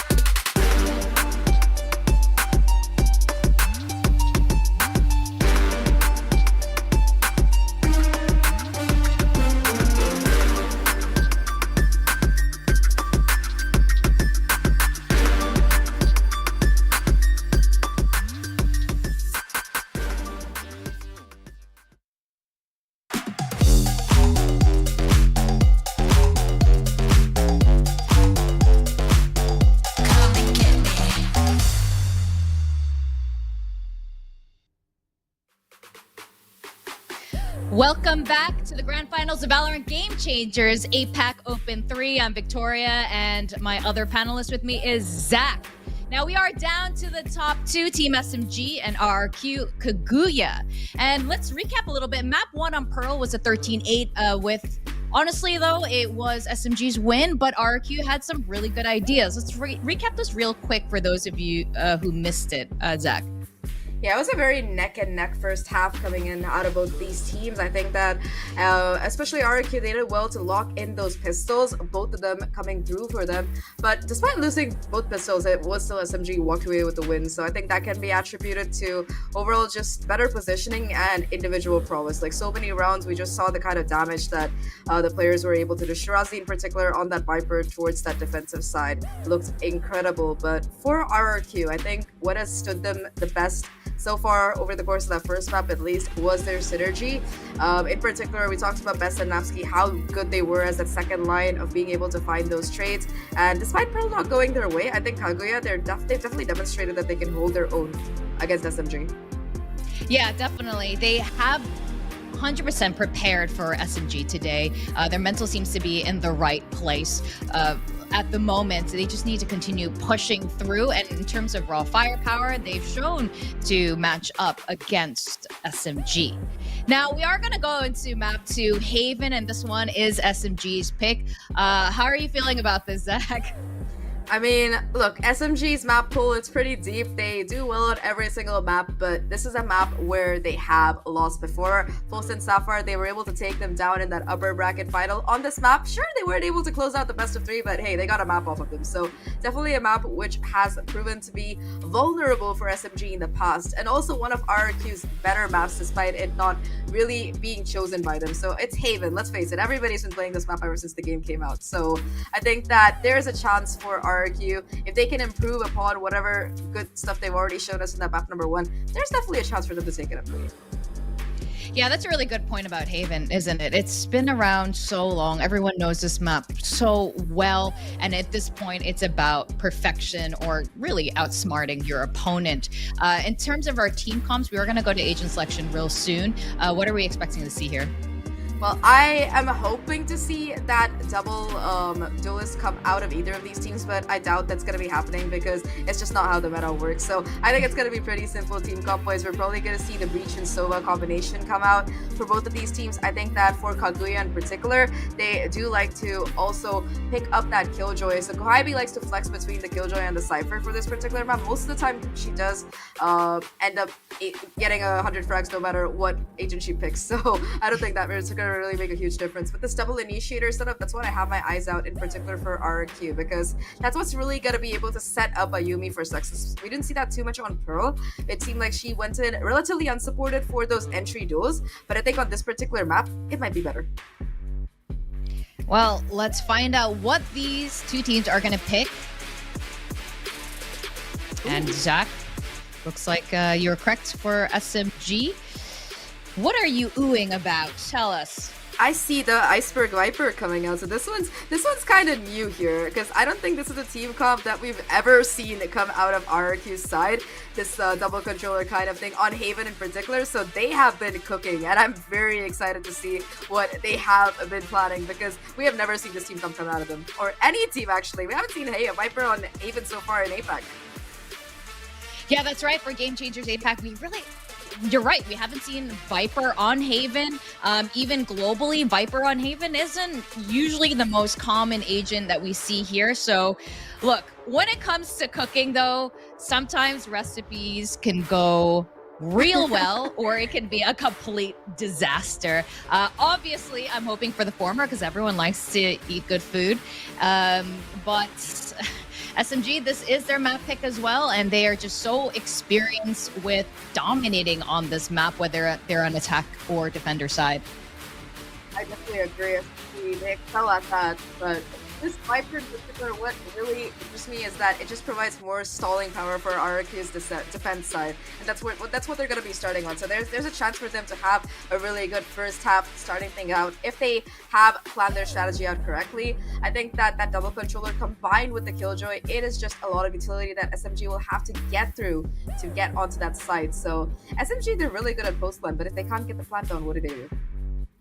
Yeah, that's right. So SMG is gonna see. It's gonna be up to them to see how they're gonna maneuver around this new team comp that they're presenting today. And you're absolutely right. I think on defense here with this double controller plus the Sentinel with Killjoy, it's gonna be pretty hard to penetrate on the attacker side. But we'll leave it to the fates to decide. We're gonna go to our casters, Quack and Tash.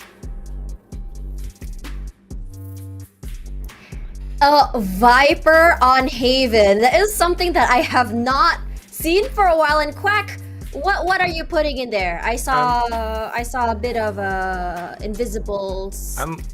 We're cooking. We're cooking, Tash. What are we cooking? We're cooking agent composition, Tash. Okay, Quack, I want to hear from you. What do you think that they can get value from the Viper? How do you think they can do that? I mean, it's okay. It takes a lot of coordination, but it's a good idea. If you know how to cycle through your smokes together and you kind of control the map, maybe using the toxic screen, kind of like what Zach's talking about, right? You have a lot of options with that. You can kind of mentally condition your opponents with it. You can use the Omen to really set up great fights, especially as the Paranoia is such a strong initiating tool. But then you're also sacrificing your one agent slot for something else. So it kind of comes down to how you really play it out. And I don't know. It's very fun to watch. It's always fun to see something new. But I don't know. We've never seen this before from RRQ. I'm a little bit nervous if I'm being honest. Listen, we believe in Coach Ducky. And I'm sure my cousin, yes. Yes, your cousin, your blood that apparently there's a lot of for some reason, a lot of duckies in this in the Valorant world, but there's only one Coach Ducky. And I am really curious what they have to offer. But at the same time, for SMG, you know what's really interesting? Just the other day, we saw, I think it was against NWJ, where it came pretty close between 11-13. Yeah, 11-13. And that was the game I was telling you about, that the timeout happened, that we were like, oh wow, it's been quite some time since we've seen this timeout. And I'm wondering, could it happen again? Maybe. I mean, it all depends on how the game really starts, right? But we're expecting this to be an SMG win. It's their map pick. And another interesting thing to note is that the last time RRQ played this was in the previous Open, Dash. It's been way long. They haven't played it once in this Open, so it's been a while. They're coming up with this new composition. They're already blocking off some of the SMG girls, but they just push in anyway. Exactly, they're not stopping. They're just rushing forward. But Iceberg punishes Inari for even disrespecting his setup. Shirazi finds two, as the other members of SMG comes out as well. It's like basically, do not enter my side. This choke is mine, and they take round one. And that's crazy. I mean, look at this play from Shirazi. Yes, the kills coming out. Yes, Inari dashed in. Kohibi picked up a couple. But it's like, this is what I mean by fundamentals, right? With SMG and the way that they really play together as a team. You have all of these smokes, these nebulas and stars across the site.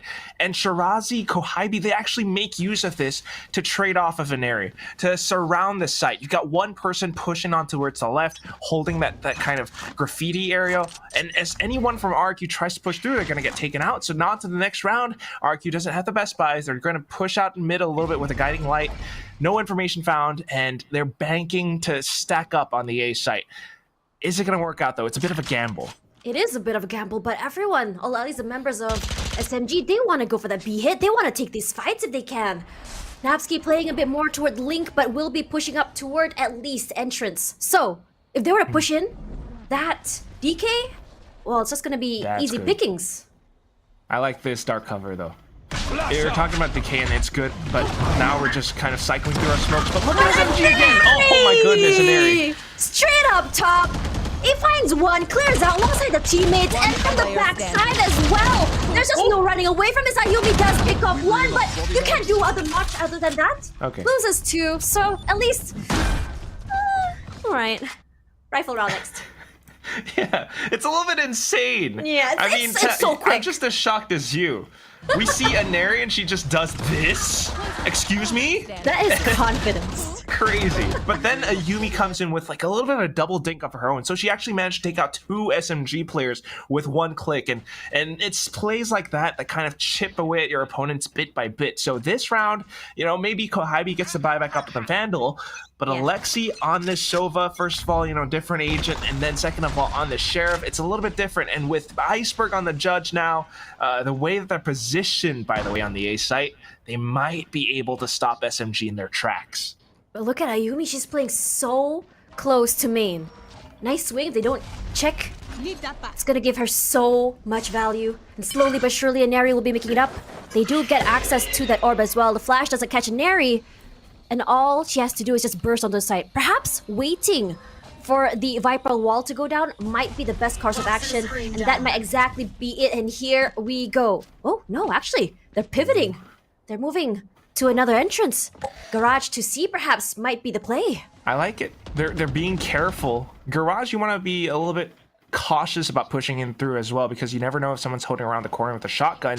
But they're kind of burning out RRQ's utility with the way that they're crossing the map. But now back towards B, and Aries looking to expose and make use some of these vantage points. RRQ trying to spray through, and it works. Yeah, here's Napsky. Finds one, Aneri answers back, and this is beautiful because Aneri popped up just now, clears out all of that utility. But RRQ has a lot to say. 1 each Shirazi. 1 versus 3 will try to play ring around the Rosie. Knows there's one on top. Ayumi at the top side. Who sees who first? Wow. Ayumi sees Shirazi first. So that's 1 point on the board for RRQ. And after this is the equalizer. Perhaps you might see RRQ start to really catch the steam. I like this. Again, I mean, first of all, we had the dark cover, the smoke cycling, but then right after that, they instantly kind of rotate through. They already know which position to set up around because they're getting such a good read on how SMG will actually approach the site. Yes, Aneri updrafted on towards the top of the boxes, but at the same time, the players from RRQ recognize that and they adjust around how they retake. So winning this round, now they managed to put the momentum back towards their side. And with Ayumi on the Bladestorm, they might be able to come up with a cheeky pick or two. Yeah, and here it comes, cheeky pick, but it's gonna be straight from Sewers downtown onto Alexi. And she says, that's my job done for today. Thank you very much. Gonna be finding the other members coming through as the other members of SMG will be reconvening. Looks like it's gonna be a hit toward Garage. We've lost Alexi now, so that's recon ability's gone. You're thinning down the numbers. Kohabi trying to find her own pick, but Napsky answers right back. I don't think she noticed Kohabi outside, but here comes the Cosmic Divide. Kohabi slowly just making her way into Garage. Goes up. And we saw Camille already for 3. Ayumi takes her out, stops the rampage. Kohabi, full control of this area on Lake, spots on Iceberg. They know she's there. Ayumi clears her out. And now it's a 1 versus 1. Ayumi picks up a 4 onto Shirazi. With the blades, Tash. Getting the quad kill in this fashion. First of all, the opening pick was perfect. And then onto the next part, with the way that kind of RQ held up around C and Garage, and Napsky getting this first pick was amazing. However, I was not expecting Camus to find those following 2. And then Kohabi just being so careful. I mean, this is very fun to watch because she's so different from how she normally used to play as duelists. But then coming back into it, you know, counting down on Old Faithful. It's gonna be a Yumi with those blades, and she still pops out anyway. Yeah, look at Napsky. That's confidence pushing out. It's gonna be a Neri that gets taken out. No duelists, no explosive play, but SMG, we know that they can find a different approach. We've seen some insane thrifties from them. Can Kohabi do that in Garage is the question, as Napsky's still holding. They know there's someone I don't know. Tash, I don't feel it this round. You don't feel it? I know we've seen thrifties before from SMG, but this is a very different map. And with the way that RQ are holding this right now, they're being so careful. Look at their positioning, kind of a bit of a crossfire towards B. You've still got the toxic screen that hasn't really been used all that much. SMG trying to sell some fakes with this star, but I don't know if it's going to be enough. Inside of Garage, they're here. They do hear the Trailblazer come through as well. Best clears out the whole of Long. Ooh, spots out Shirazi. So they do know that she's there. So no movement yet from C. The amount of utility on C as well. It's going to be very, very hard to get the site. The turret spots him out too. But here comes the gravity well. Does not displace her, but she will be concussed. A flash to come through just to buy some time. But Bess will find one, find two. Napsky for one more, but Shirazi and Lexi, they tap heads! They tap heads! Shirazi's so low! She has a spike. She's gonna be planting, but with only 5 HP against 2 full HP members of RRQ. It's gonna be just that. It's gonna be a 3-2 at least in favor of RRQ. Yeah, good secure round. I mean, you talked about confidence at first, right? And that's Napsky peeking out, similar to how Yumi did from before, because they knew that SMG were were on a bit of a broken bye. But following that, look at how SMG actually approaches the C site. Yes, it's a very careful approach coming out from Garage, but at the same time, the utility that they used just to block off or stun up back site was so good. However, that said, again, RQ with the firepower, with Best not kind of being affected by some of this utility, they were able to come out and gun down the SMG players. So on to the next round now. We've got the operator on Yumi, and she's looking to shut down some of these angles. Here comes the op, but Ayumi does find Kohaibi.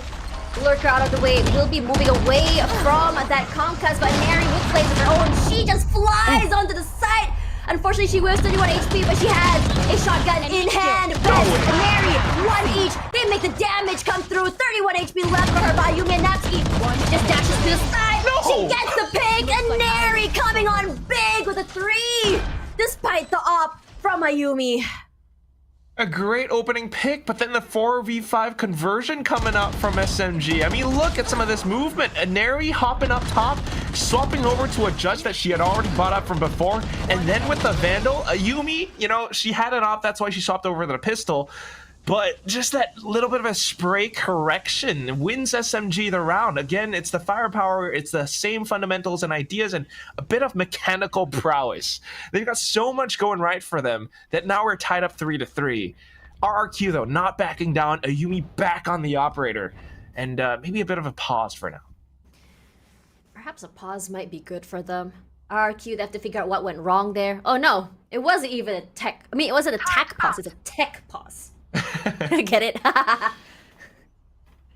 Yeah, that's kind of what I meant. It's a little bit dampening to see it, you know. Yeah. We might have some connection issues or whatnot, but we always want them sorted so that we can have a fair and even match. And right now, with the way that the match is going, it is really even, Tash. It's so explosive. I mean, you remember yesterday how I said like FSS and RRQ like, you know, two bulls locking horns? It feels just like that today with Ayumi and Best just want to play in the front lines. And same goes for SMG. It truly does, and that's what we want to have. And in fact, it's one of those things that has me a little bit worried for SMG, because if you think about how they started out this map and how they played this against Side earlier, it was a 6-6 first half, and one of the reasons why is because of plays like these. Oh my god, Iceberg! She just walks up with the judge and gets 2! It was full buys for SMG! Such a big loss, Tash. And again, the opening picks, it just completely shuts off the C site. They have no choice but to go back in, though. She's just hitting those! She can't even jump peek and piece. One more play, and Neri also goes down. He gives 3 to Ayumi. Ayumi's gonna be like, thank you very much. Let's see who's the better jet in this game. I mean... Look at that. The opping coming out from Ayumi, and especially when she's landing shots like these, is always great. And now she's leading up on top with 12 kills and 4 deaths, Tash. I mean, take a look at that. Still on the operator, and she's switching up positions. Now over onto the A side. SMG's thinking that she's probably still on C. And with 3 people in sewers, she's coming up forward. Do they know? Do they know? Oh, they walked her at the side. They have a feeling of Lexi! She outguns her with a sheriff! Gonna be clearing that out first before anything happens. Moving in with Aneri. But so far, you can see Napsky, she's playing out in Link. She wants to play together with her teammates. Wow. Look at this, though. Aneri will pick up that off. And the reason why, yes, Snapsky's playing away from the site and you know, everyone else playing away from each other is because they're setting up for a retake. They want to ensure that SMG kind of spends their utilities, spends their ultimates pushing onto the site, while the rest of them just set up around it. If they can deny the spike plant, that would be huge. But of course, Bess has to be careful. Do we see a waterfall? People jumping in from Haven. Yes, we do! And the sprays come out from Bess and Napsky. The waterfall! Mission success, says Alexi. That's the tap onto Napsky. Not too sure what happened there, but Viper's Pit is there to go for that defuse, for that post plant. Kohabi playing right outside. She has to get a one tap. She does! Iceberg for 2 already. And now Shirazi, solo, can't do much in this situation. So in this situation, both teams could have used 2 ults each. No. Shirazi gets a tap onto Iceberg, but the defuse does go down. And she goes down as well, so, you know, as they say, the captain always goes down the ship. Yeah, we're not gonna abandon this ship. We're gonna work together as a team. But Yeah. the other thing is just kind of, I mean, this opening was pick, the insane. way that SMG got the man. site, but then the perfect waterfall coming out from RRQ. You mentioned it, yes, the keyword being waterfall, but it also starts with that guiding light. Iceberg following through on that with her judge that she still is on, by the way. Look at her economy, it's flourishing. But the presence to kind of block off some of these retake entrances and then just to keep SMG at bay, right? Even towards the end of that Viper's Pit play, she just spams her judge to make sure that Shirazi is not trying to spam out her teammate. That's the teamwork that we need to see from RQ, and it's coming through in some of these retakes, which is always good for them. That's why they're on top right now, and SMG wants to stop that the first time out being called in this map. It's very rare. I think throughout Open 2 and 3, actually making SMG call for timeout, it just really means that whatever the RQ has been cooking is doing so well. Ayumi as well, 12-5. She's still very much in the front line. You can tell that she's feeling good. She's feeling herself. She has that fire in her. And so long as she keeps feeling this way and plays with her teammates, I'm sure she can come up big. And that's the main thing. I mean, yes, we're looking for some of these potential players, potential plays coming out. But at least right now, it's RQ in control. What has Coach Fel cooked up for us so far? We've got an ultimate to work off of. And maybe it's Kamiyu to set things up, but that angle is being held down by a Yumi Tash. Yeah. I think they are already suspecting that it might be either A or C. So that's why they're not holding toward sewers. Man. You can hear the recon come out as well. Dude, that is a sick lineup. Good one. Yeah, it really is. Spots Ayumi. Moves out of the way, so they have the information quickly. Look at that. They're already trying to take up space and will be just flash and rushing forward. Unfortunately, this time around, the shot does not connect. Ayumi has to move up the side. Here comes the Rolling Thunder. Things up Carnary. She has a full area. The back flag. Plays come out. Ayumi just running and gunning with the knives. But thankfully, Shirazi and her teammate are there to equalize. Kohabi as well, joining the fray. On top of that, a nano swarm kill? Thank you. Wow. Coach Fel cooked. And it's a really scrumptious meal, Tash. I like it. I really like it. Just look at how it happens. First of all, the recon and then the flashpoint coming from Kamiyu just to, you know, push Ayumi back. She definitely panicked a little bit, even though she tried to repick for a second. Manages to stay alive, but what followed after that was something that left a little bit of a bitter taste in my mouth from RQ's side. Ayumi with the Bladestorm trying to make something happen, but on her own. And then despite Iceberg with the judge, it just couldn't really stop the SMG bulldozing onto the site. So it's one of those things that RQ always needs to work around. Their previous retakes have been cleaner, but this one with players stuck on the site, they just tried to fight and brute force through, and it doesn't quite work out. So next round, recon's through, Ayumi backing off, and SMG are actually pushing down C. Aluka has the Odin, and you remember what happens when Aluka has the Odin. It's Sure, called but look at chaos. what she is. Yeah, she's just holding it down. And Neri will try and break the util, not quite getting it, does buy some time, but we'll be just rushing straight onto the site. Napki holding out this off angle. Not too sure if they lose behind this. They do. Beautifully cleaned up and clears out the backside as well. Here comes Aluka with the Odin. Do they know? Do they know about the hail of bullets coming forward? Even if they don't, I think they're fine. I mean, you know, just want to add some dramatization for the Odin, okay? But regardless, coming and apart here. from that, yeah, the fact that it's such a hefty investment into the round, it's gonna be the save for RRQ, Tash. Yeah, it's an op, and it's an Odin as well. So like it or not, they do have to go for the save, and it's gonna be an anticlimactic round. But I am quite impressed that Iceberg. RRQ. Wait, Alexi, do they know? They don't. Wait, I think Iceberg knows, but Alexi doesn't. She heard the footstep, yes. Yeah, But can she find all these kills? that'll be good. They're just staying right around the edge. Wait. Iceberg, go! Go get one. Do something. I know she wants to lose the judge, honestly. But Aw. imagine if she does, though. Oh, they Yeah. were right there! She knows they're there, even with the sprays. But there are way too many players on the other Yeah. side. It's possible that SMG kind of anticipated it too, because look at how they actually hit the site, right? The Yeah. way that they push up front, you've got Neri kind of bypassing some of Napski's nanostorms with her tailwind, and then checking every single one of these corners. And that's the SMG thing.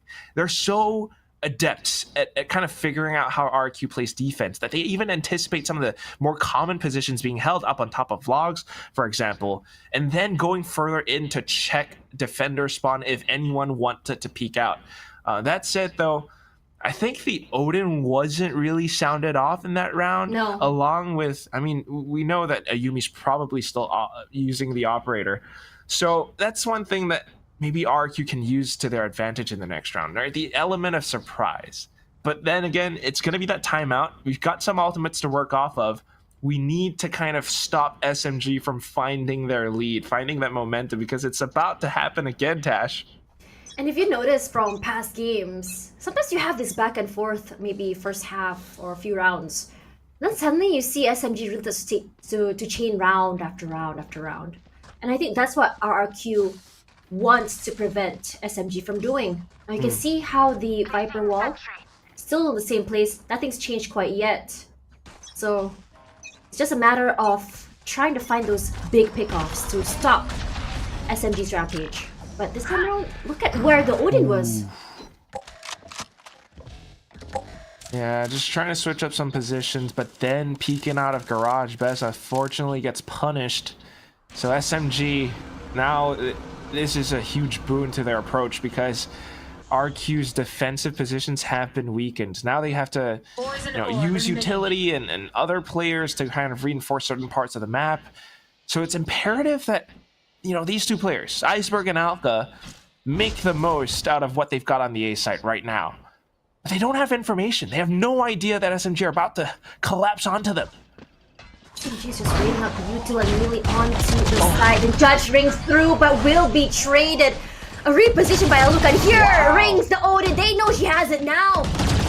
Finds two. Yes, she does. Camille. Hybe as well. Now down and out the count. Napski finds Shirazi. Just one more wall bang. That's all we need. Ayumi finds one more. Slow and steady pacing pays off for RQ. This is unbelievable. Tash, you were talking about the Odin. I did not want to believe. I did not. Listen. When the Odin comes into play, the Tash senses just tingle, Yeah, and she kind of did a bit of, I'm not sure if it was a fake teleport, She the fake shroud step, but teleported. yeah, right into the same corner. And that's why I think, one of the players from SMG checked the other side. And then she just sprays away at the Odin, picks up the double kill, and then the paranoia to buy even more time. Now RQ potentially could go for a 7-5. 7-5 would be huge for them as we go into the second half. But the wall is up, and again, Neri onto the side. She does not use the dash. She's just waiting for the right moment to use it with the blades. Gonna push all the way to main, but the space comes through. She spots out Shirazi, huge for Napski. An updraft to come forward. Neri too low. She whiffs every single one, but thankfully, with Alexi on her side, gets that trade at the very least, keeps her alive for a while longer. As Aluka tries to catch them in the midst of that rotation. No one there with the Odin. Neri still holding on for dear life with low HP. Buy some time with the nano swarms as well. At least the choke coming into the site has been cleared out. We'll be using that. The sprays into the area of sewers. Best finds Neri, takes her out at the very least. Just trying to find her. Oh, God. So good, Ayumi for one more with the spray from from Camille can't do more than that as Ayumi with the shorty. 7-5 first round, and this is huge for RRQ. That is unbelievable. I mean, they just turned things around again. Starting things off with a couple of picks and maybe trades coming through. But RRQ just being patient with their retake, making use of the vantage point up on top of Heaven, and also, I mean, still with that Odin, the way that they collapse onto the site together is something that I think SMG weren't quite anticipating. And for now, we are going to be throwing to the panelists, Zach and Victoria. Take it away. Thank you, casters. What a first half. You know what? I really love that it is not a dominant sweep by SMG. We kept saying it, RRQ is standing strong, and we were skeptical about this team comp, and it's always fun to see something new. And I know our casters were a little skeptical going into this. Now, RRQ is up 7-5 on the first half, but you were pointing this out earlier, Zach, that with this kind of team comp, it's almost to be expected for them to hold defenses so well. Is this enough for them to carry through into the second half? But first, let's break this out. What do you make of the first half? How excited are you about this? I'm actually really happy because this is one of the first times that we've really seen a team end that first half with a leg up on SMG. Like we talked about before we headed into the map itself, the kind of team comp they're running, in particular that Viper, and the way that you can cycle smokes around with that Omen on your team as well. It's provided RRQ a lot of stalling power, so SMG, they just found it really difficult to hit these sites, and it shows, right? There's just so much delay that's being caused because of the comp. Definitely. SMG has to spend so much util just to push past RRQ's defenses. Shirazi was often the last woman standing, and she would have like 10 HP left. But there were timeouts called by Fall, and we saw adjustments being made by Team SMG, which were good. You could see a Neri try to push in, but it wasn't quite enough for them to show a dominant first half. With that, we are going to go back into the second half of this game, see how this plays out. At this point, what do you think, Zach? I have no idea how this is going to play out. I don't either. I genuinely think RRQ have a chance at taking it, especially considering how on point Ayumi has been. But before we know about that, we got to let our casters talk us through it. Quack and Tash, take it away.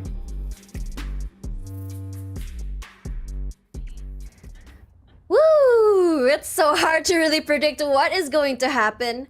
But as I was telling you, Quack, during the little halftime, I feel like SMG will be doing a lot better on defense. Because now they don't have to worry too much about having to walk through the iceberg toxic wall. I mean, as opposed to post-plant later, of course. Yeah, maybe not as much. But I am a bit nervous, Tash. Me too. It's a good composition for, you know, this. It's very balanced. It's great for the defensive half. It can be useful in the attack too. And maybe they didn't quite know how to play around Iceberg and her judge. But now you're gonna have Iceberg mentally conditioning them with the same wall every single round, and they're always gonna be wondering, is it gonna be an A hit? This time it's gonna be C. Look at that aim duel happening between Shirazi and Ayumi, both rendered so low, but the amount of utility they've used at C-Long just to deny them entry into the site, and it looks like the first one to concede off will be RRQ. But look at Neri, she's just planted herself here, she spots one out in the midst of that rotation, and immediately gives away that space. But for now, a little bit of a skirmish here on B main. RRQ says, don't want to overstay our welcome, perhaps A would be the better hit. But SMG, they're reading this quite well. They're playing close towards between B and A link, so if they want to quickly rotate, they can, and that's exactly what they'll be doing. Poison orb emitting. The main thing you want to keep your eyes on as well is Shirazi making the long trip back towards A long. And if she times this right, RQ might not expect her on the fleck. And Neri comes, Yumi comes back in to check though. That's Shirazi gone. Yep, they do know. Both teams reading each other like a book by Yumi for two. How on earth did she do that, Luca? Just swings out, gets one, Kamryu trades back, but so does Bess and Iceberg. So that will be 2 pistols in a row, won by RRQ, I believe, for this map. Yeah. What a great start. And then it just turns things around as well. I mean, for RRQ, they're finding their groove. First of all, Yes, Ayumi versus Inari is a matchup that we've been hyping up, a matchup that we've been wanting to see, and Ayumi just takes Inari's head clean off in this round. Apart from that, though, everyone else from RRQ has been stepping up. I mean, tiny bits of frags and improvements coming up from everyone from the roster, and it secures them the round win. They might have lost, a player early on and then trying to make that conversion, that rotate, but then it actually works out once they find these frags together as a team. Oh man. Technical pause once again, but honestly, I was keeping my eye out on Aluka in the first half because she does put in those, I would say, the smokes down, but it felt like she was getting cut off so early, just getting clipped off so early, getting hit out. But now in the second half, it looks like she's starting to really make that big impact that I really want to see. I mean, toward the last part of the first half, yeah, I think that momentum might be coming up forward. But as we come through here, I just want to know whether these tech pauses, will it affect RRQ or will it just keep them going? I mean, if anything, it kind of puts a pause in everyone. You're starting to feel hot. You're starting to find some of these rounds. And then maybe sometimes tech pause just happens. And you're never quite sure why. Maybe it's a bit of equipment or connection. But whatever it is, Tash is spamming that caster start game button. So everyone just rest assured. In the meantime, I mean, SMG still... This is the reason why I'm a little bit nervous for them, right? This is their map pick, and they should be, really confident with this. It's been a while since we saw RRQ on Haven coming back from Open 2. Yeah. But SMG, right now at least, although they're hitting some shots, not quite feeling, in peak performance right now. SMG are kind of getting stopped because of RRQ's pushes and the way that Ayumi is really cracking down on everyone sometimes. We talked about Ayumi and her hero plays yesterday and how that can go into overheat, but so far today, while she does play aggressively, she knows when to concede, when to push back. And no different today, but speaking of pushing out, SMG pushing out straight toward B main. They want to take up the space. Iceberg still holding. They will be rushing out. They spot one in the corner, but Shirazi quicker on the swing. The flash to come through. And Neri, as well as Lexi, rushing out. Everyone is blinded. No one giving up that space regardless and will be punished. Napsky just sprays through. Gets two bursts off. You're turning them into Swiss cheese, Tash. Now they're full Holds into everyone as Haluka find one more. So far, Yumi, the taps no Camille. Only good for one, but quite expensive though, as they lose 3 guns. Ayumi bought a Vandal. Wow. Good little bit of economical damage, and yes, Ayumi, she's feeling herself, right? What are we gonna say? She's gonna hold on to a Vandal for the longest time ever, and that's what we can expect from her. But Napsky coming in with such a play, I think best kind of setting up for some of those with her guiding light, really made sure that SMG could not push out of window, and that was the main thing in that round. That said, still, a good attempt at pushing past it, but it's one that gives RQ the round win right now, and they're 9-5, Tash. Regardless, they want to take this lead and just run away with it immediately. SMG, they're not stopping this aggressive W key sort of play. Neri gets the wallbang. Does take Ayumi down a little bit. Gets a little bit of a top-up for her teammate, but slow and steady wins the race, and RRQ knows this. Well,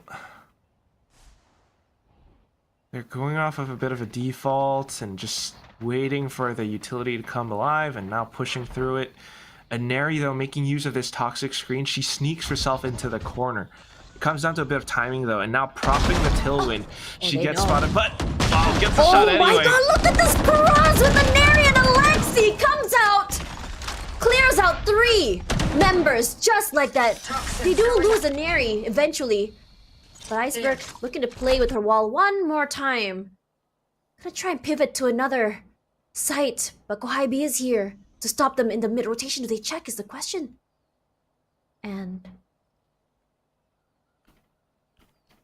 oh, I think Iceberg might suspect this. 30 seconds left.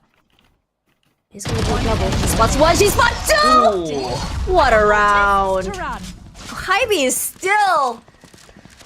she's that Sentinel. She's her. And that's the play. She is hurt.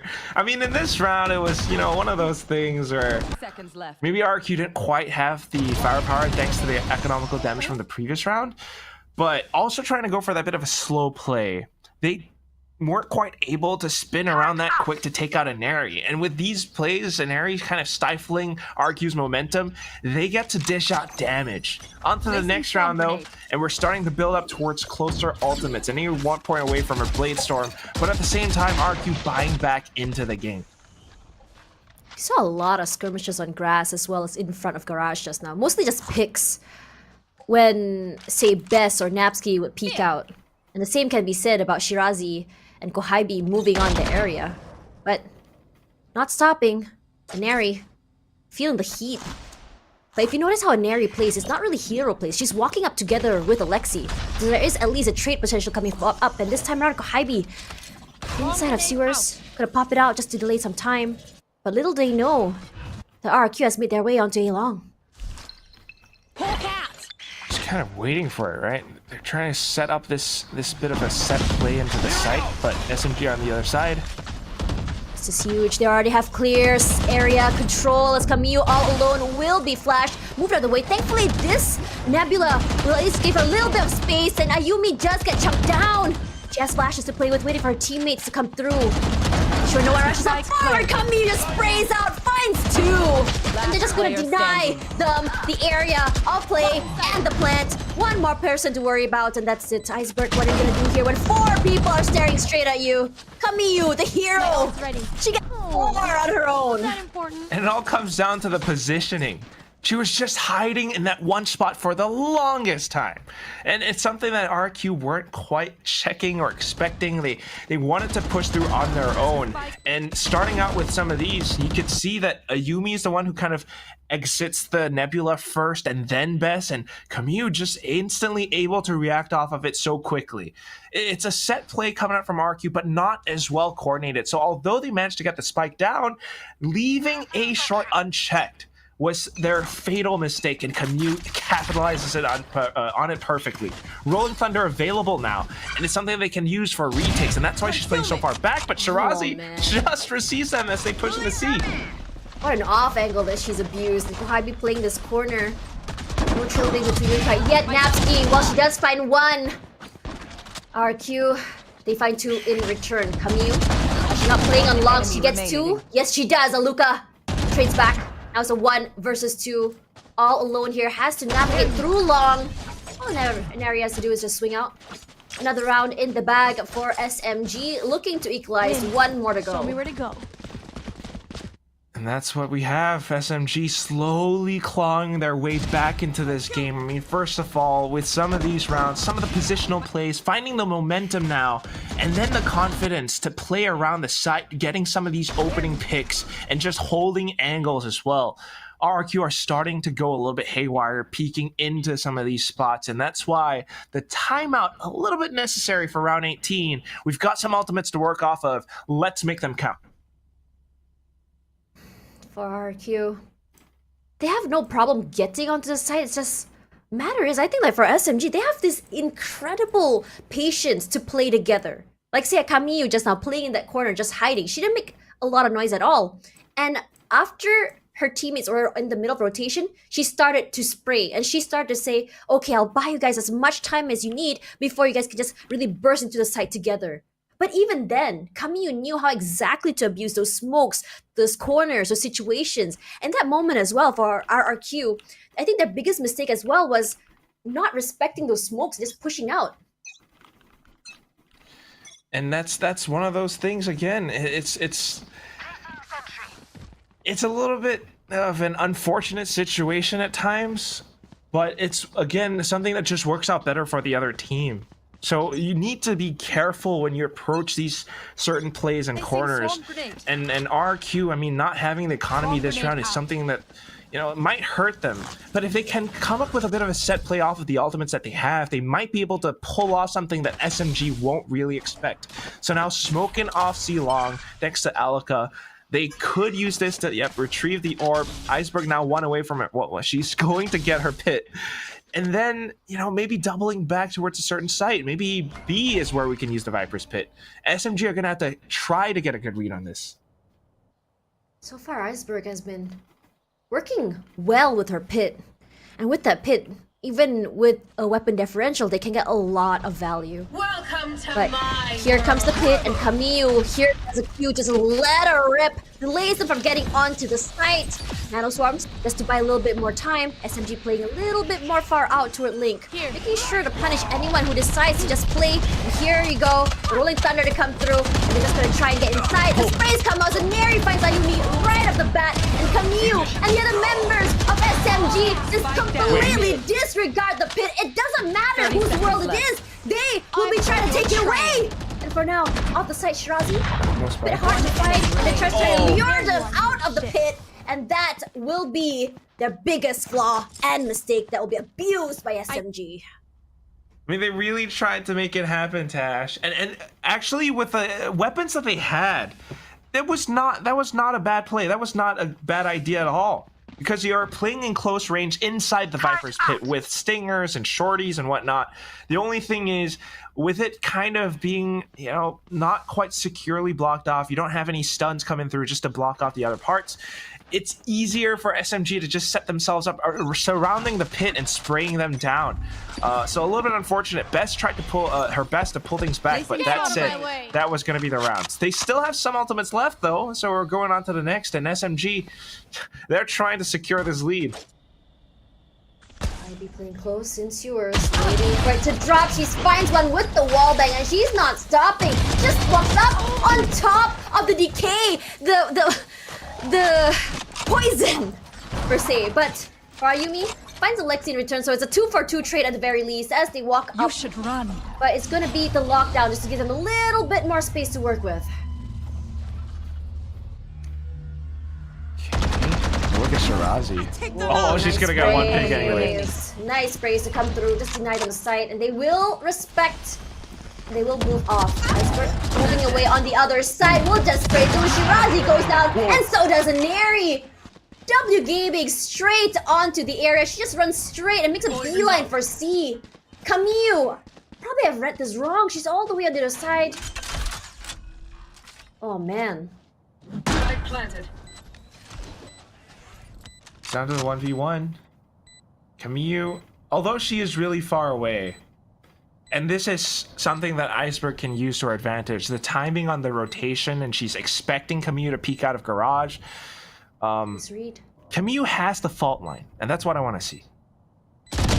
Down! And Iceberg wins it. Honestly, Iceberg already knew where exactly to look, so she put herself a little bit inside, just to give herself a little bit of an advantage. Just a bit of that timing play. I mean, she knew where Camille would rotate from. She expected it to happen at a certain time on the round.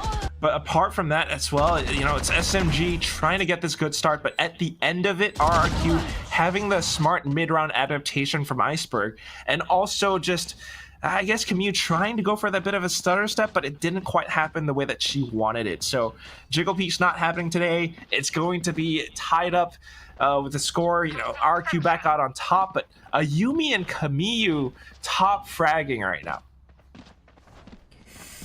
Man, oh man, this was not the outcome I was expecting.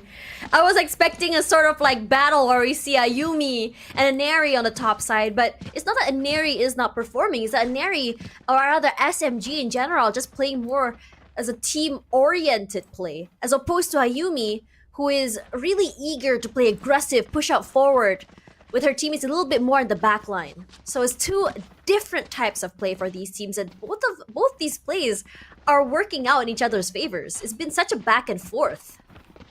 Yeah, it's a little bit different, a little bit weird feeling, because this is not the same plays that we're expecting from them. And, we've been seeing so much firepower from everyone, but now in the grand finals, so much tension in the air, and everyone's taking this seriously. Yeah. It's something that can turn around at a moment's notice right now, Tash. 10-9, and if SMG loses this, it's going to hurt their economy. It's going to hurt their momentum. And you're looking at an RRQ that could reach match point first. And I think after the domination for SMG in Open 1 and Open 2, I think for RRQ, winning this is definitely going to be a statement that just takes away the crown from SMG and just says, we are up on your level already. Took us a while, but we finally found the secret recipe. Inari may now be with you guys, but we can thrive without her too. I mean, they always could, I think. Yeah. I think it's just like a lot of, I think it takes a while, right, to build chemistry. And this is why I always talk about like how, you know, some teams, the longer you work with them together as a unit, the better they are going to be. Because Rome wasn't built in a night. Or a day, rather. But the thing is, RRQ, at least with this core, you know, Iceberg, Yumi, Napsky, Alika as well coming in from last year, they have been together for quite a while already. They do have that chemistry. It's the mental roadblock that they overcame in this series, in this Open, that really brought them to where they are today. And that's the best thing about them right now. The chemistry is something that's always been there for every single one of these girls. I mean, you see it in SMG as well, in all of their interviews and all of their, you know, content videos and everything. But right now, with the plays that are going on, everything's at stake. The way that they're kind of approaching the map, things are a little bit shaky, and you have a lot of unexpected plays coming out of them. When they push into deep positions and just kind of popping out of certain spots, popping out of smokes, it's amazing at how they can really turn things around. But then again, that pressure is building up, Tash, because we're at round 20 right now. And if RQ, again, if they take this, it could go wrong. Flash, just to really make sure no one's inside of garage. They do know though, because there is going to be instant shots coming through, just warning shots rather. But Neri does not shoot quite yet. Shot doesn't connect, but the lockdown will actually just move them off the side. Yumi just walks up, finds Shirazi, and undeterred at all by that op, will eventually move backwards, but they have gotten the pick that they need.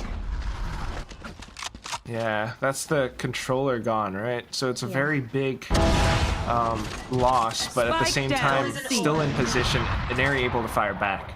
Yeah, the ringing of the op isn't stopping quite yet. Aluka playing inside the smoke. She can be very sneaky with this. Neri, what are you gonna do here? Is she gonna wait out those smokes, or is she gonna try and get a recon coming forward? Here we go. Here is Lexi, and the smokes are down. And now Bohaibi with the opening. Aluka answers back onto Lexi, but Alexi for 2, and so does Bess. And now it's down to 1v1. Alexi is solo. Hunter's Fury is in her hands, but 30 HP doesn't deter her when you have that crisp of an aim. I mean, you definitely don't want to use the Hunter's Fury in a one-on-one, especially this close. But the other thing is just how sharp she was, especially pushing up close. That's that confidence from Alexi that we need to see again. And she's starting to find it, especially down to the trades. This is that SMG fundamental play coming through. You had a bit of the lockdown that they tried to make a play off of. You have Inari coming back in with the op. But everyone just kind of approaching the site together at the same time, making sure that RQ, if they're going to, you know, fight back, it's going to cost an arm and a limb. So now this is a good score for SMG. We're tied 10-10. Can SMG bring this home? Ooh, I wasn't expecting Haven to be this close, and it's getting hot. Ayumi, read out by the recon, but it does get destroyed, so gives enough information at the very least. Flash, no one on long, so they can go and take A main. I was expecting it to be a lot more pressure on A main, honestly, because of how hard the retakes are, but I think SMG are feeling confident. I mean, at this juncture, I don't know if it's so much confidence, but rather kind of getting a read for how RQ is about to play this round, right? We're seeing the buys that they have, a lot of sheriffs and a couple of bulldogs, and SMG are just kind of, you know, luring them into this site. It doesn't matter if they try to get the spike down, because SMG has the better firepower. As long as SMG gets a good read on this, they should be able to gun down RQ, and with that recon, it just secures everything. She saw everyone, and Camille with the opening onto Napsky. The Hunter's Fury, unfortunately, does not tag anyone else. but that is huge enough. Gives them all the information they need. A flash to come through. SMG playing a little bit back just to wait out all the utility, and they answer back. Gonna clear out hell with the aftershock. And Alexi's Aldron does find someone straight right back into David. Immediately with the shot of the off finds one. Aluka shoots Alexi as she waterfalls down, but will be answered by Shirazi, only losing one in that round. This is a great round for SMG. And with that, I mean, now one round closer to match points. It also hurts RRQ's economy a little bit. They might have to come in with a half buy or, light shields for the next round. Not looking too good. And it all starts with, first of all, the broken economy, surely, but then Alexi with that recon bolt just timed it perfectly, looking down that round timer. And at the same time, that Hunter's Fury. RRQ tried to push in along with it, and unfortunately kind of cuts that, then forces the team to disperse. And with that, the retake from SMG was just too good, too clean, Tash. Now it's that half shield spy that I'm talking about. And if they can't make this happen, it's gonna be match point. I would love to learn all these lineups that Alexi has. So far on this map, her lineups have been sick. But let's see if Yumi can land a sick shot here. Well, no one is on A. Look at how SMG has really placed themselves. One toward A long. She missed them because of that Viper wall. Kaguya goes down. Will she check the right side? I think. Oh God. No, she does! She does! My ult's ready. Spots Luca. What a good read. They know how exactly they play with that wall. Bayumi is there for the trade. But Alexi, she knows she has the information, but she's making sure she's getting her timer right. And here comes the Viper's Pit all the way on C. If Alexi can get this timing, it'll be huge. Revealing area. Just give away her location. The recon is out. And Emily just beelines it from CT. I've got your Plant comes trail. through. And here comes the Seekers as well. They know Shirazi is there, but Shirazi just sprays! Denies the plant from Natsuki! Oh, not looking so good. Slowly but surely, SMG will just steal away match point. And Alexi's coming in too. She's got the drone. And Bess finds Gohaibi. They try one more time for that plant. Shock downs as well. Shirazi still playing corner. Finds one more. Alexi for two. A good plant denial. And match point for SMG. Match point. It's 2 rounds. Can they get to overtime? RRQ, they've got to do this. I mean, incredible plays from SMG though right now, and that's a good point on the RRQ thing, because now we're thinking about the economy. It's gonna have to be a forced buy, and it doesn't look to be the best. Remember, they came into this round with a lot of half shields. But on the other side of it, first of all, they tried to sell a bit of a fake towards A. Along with Ayumi just kind of lurking around the back. It worked out for a second. Iceberg with that Viper's Pit extended their cover into the C site. But then the sprays from Shirazi, those are clean. On to the next round. This is the half buy. You've got some Phantoms, you've got some Bulldogs. It is still light shields, Tash. And they're gonna have to try to make it work.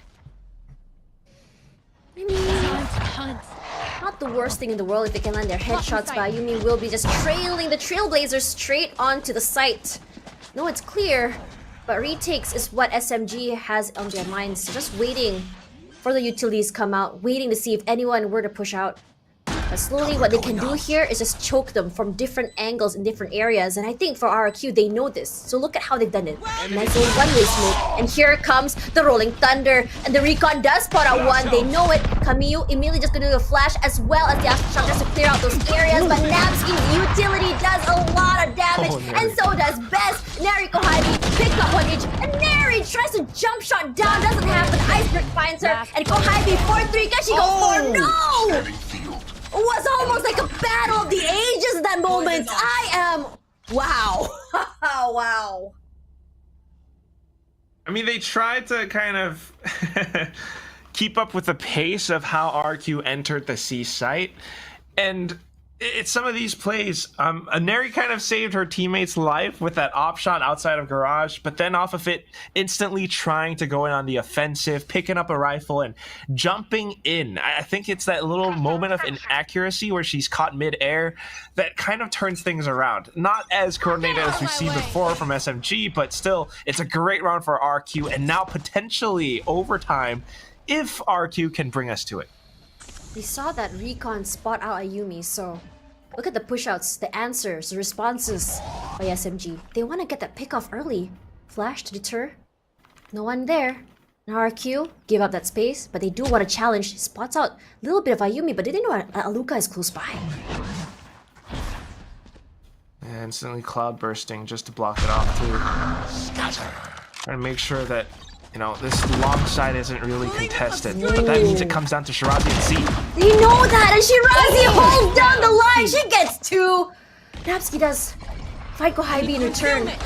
Shirazi will be playing inside of the smoke, tries to take full control of that spike. She hears the dash, she knows Ayumi is close, hence the shorty right there, and she plays that shorty beautifully. Will be taken down by Napsky eventually, but Neri steals the dreams, and SMG take back 2, and now we're here on a 2-0. The last frag at the end, just hopping up and making sure that, you know, your crosshair head placement would be off.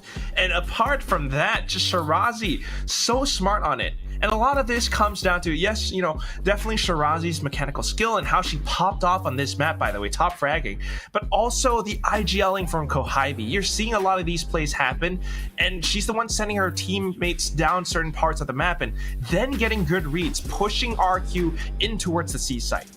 Honestly, Kamiyu and Shirazi, just insane. The step-ups, just massive. But let's hear it from Victoria and Zach. What do they think of this game? What do we think of this game? That was so close. It was incredible what RRQ was doing there, and it was so unfortunate that very last round, Shirazi just gets a critical 3K there and closes out. I thought we were gonna go to overtime. Whoa, what did you think, Zach? I was hoping, and I thought we were gonna go for an overtime as well. Like, me casting 2 of them yesterday wasn't enough, but when it comes to RRQ, we do love them. Overtimes, unfortunately for them, not able to quite steal Haven away, although they did come very, very close. A little bit of a heartbreaker for them. With that said, they are now 2 maps down. But the nice thing is, Victoria, this is the same position that Sapphire were in the last Open, and they managed to bring 2 maps back in a row. So I'm not giving up hope yet. Yeah, that's right. I think when it comes to Valorant, you really can't predict what's going to happen, even when you're dealing with teams that have, you know, a track record here. And he made a really good point here with, we were talking about this off cam, with RRQ just winning all the pistol rounds, and their chemistry really shines, you know, throughout this map. But SMG did manage to take some critical timeout sessions, learn how to read them well, and come back ultimately in the end.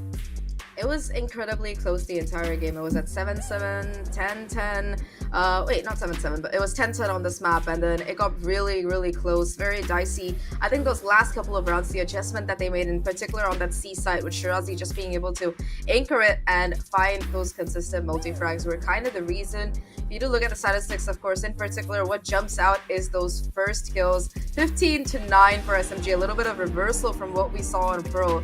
But the second thing is that RRQ, like we talked about, right? They made SMG work for this win from start to finish. The post plans for SMG, so many times RRQ, they were able to come in for that retake and make it work. In particular, Iceberg, in that judge round, it's just gonna haunt SMG for a while, even if they didn't end up winning this map. Yeah, that's right. You know, it's become really clear that RRQ, their team comp for this, all the set strats, all their protocols were made specifically for SMG to slow them down, deny them entry on that first half. On the second half as well, I was a bit skeptical, but they managed to clutch a couple of really nice rounds here. And our MVP, of course, has to be Shirazi on the Astra. We saw this in the very last round to end off this game. Yeah, she kind of stole it away from Kamiyu there, who was leading the scoreboard for the rest of the game, but completely well-deserved. Shirazi kind of functioning as the ace of SMG sleep for this tournament. And this is her right after an arm injury, okay? She's been recovering for this entire Open, with the exception of yesterday and today, from an arm injury. So she's just coming back into this, and she's already treating this as her personal stomping ground. So it just goes to show how individually SMG, they're just so talented. You know, imagine if there's no arm injury here. It might be a completely different game here. You know, there was a really critical round near the end on C site. with the Viper's pick coming up from RRQ and just Shirazi denying that plant over and over again in that same spot. And I thought RRQ would be just dead after that, but they managed to carry through. There are lots of small mistakes that did cost SMG. I mean, look, the end result is the same. They ended up winning that game. So, but you can see here now that there are chinks in the armor of SMG. That said, we've been seeing some really great calling by Kohaibi, their IGL. We are going to go into map 3 after this, Bind, and I think that should be a really interesting map here. We haven't seen it come out too much, especially from RRQ's side. But with that, we are going to go on a quick break. So guys, don't go away, unless you're getting a little snack, and then we'll see you in a bit.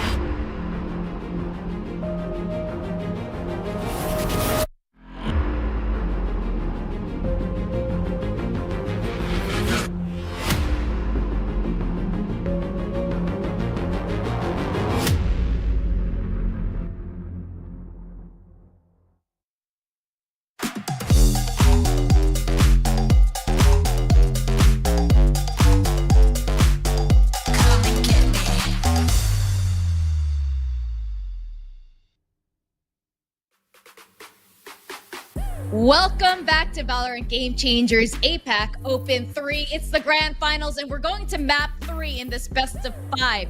Now, the stakes are high with the winner of this grand finals walking away with the lion's share of the USD $10,000 prize pool. I'm Victoria, and together on the panel with Zach, and we have Team SMG and RRQ Kaguya as our finalists. Now, Game 2 on Haven really sets up the stakes here. We see RRQ's potential with a surprising team comp, Zach. Yeah, for sure, especially on Haven when they picked up that Viper. We were talking about it before we went on break about how the double controller, especially the utility on the Viper, has really led to slowing down SMG, and that might be the key for RRQ Kaguya to be able to kind of swoop in and maybe make this reverse sweep happen, especially considering that Haven, it was so neck and neck the entire time, right? It was 7-5 half, we had like 10-10, 11-11 before SMG finally closed it out.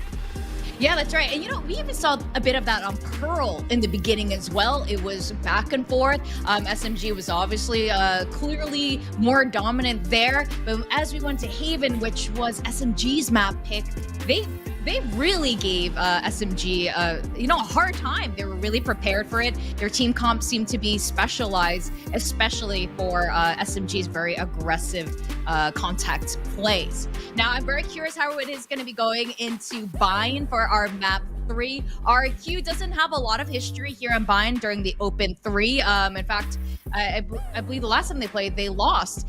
But this is their map pick going into it, so maybe they have another recipe cooked up for us today. What are your thoughts on this?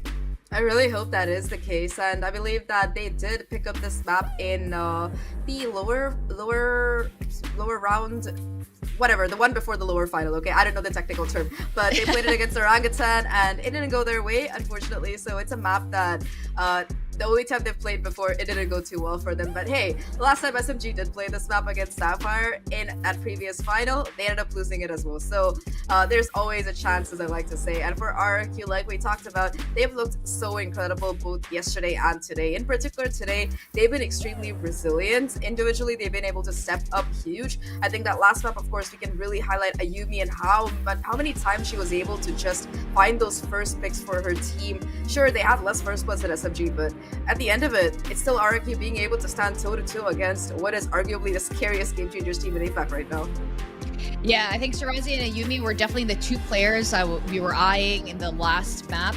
Going into this map 3, though, it's so exciting today. I'm so glad this is how our grand finals is playing out. As we go through every single map, it gets closer and closer. Now, we've got our agent pick, Kohibi, on the chamber for Bind.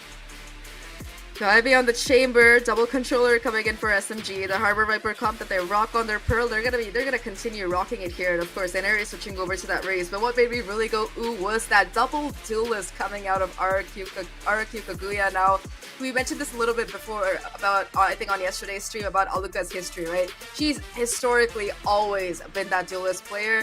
Had a little bit of a stint playing on that controller, but aside from that, duelist is her bread and butter. So to see her back on familiar territory along with Ayumi in that Raze Reina pick, that's a lot of pressure for RRQ Kaguya, but also something that could really work out for them on this attacking half. I love it. They are not here to play. When you have a Reina Raze combi going into attack side Bind, you know it's going to be a fast game. You know they're going to be super aggressive, and they're here to get as many kills as possible. How SMG reacts to this with the Sentinel setup with Chamber instead this time, it's going to be up to RRQ not to walk into those crosshairs, because that alone could just stop their flow going into sight.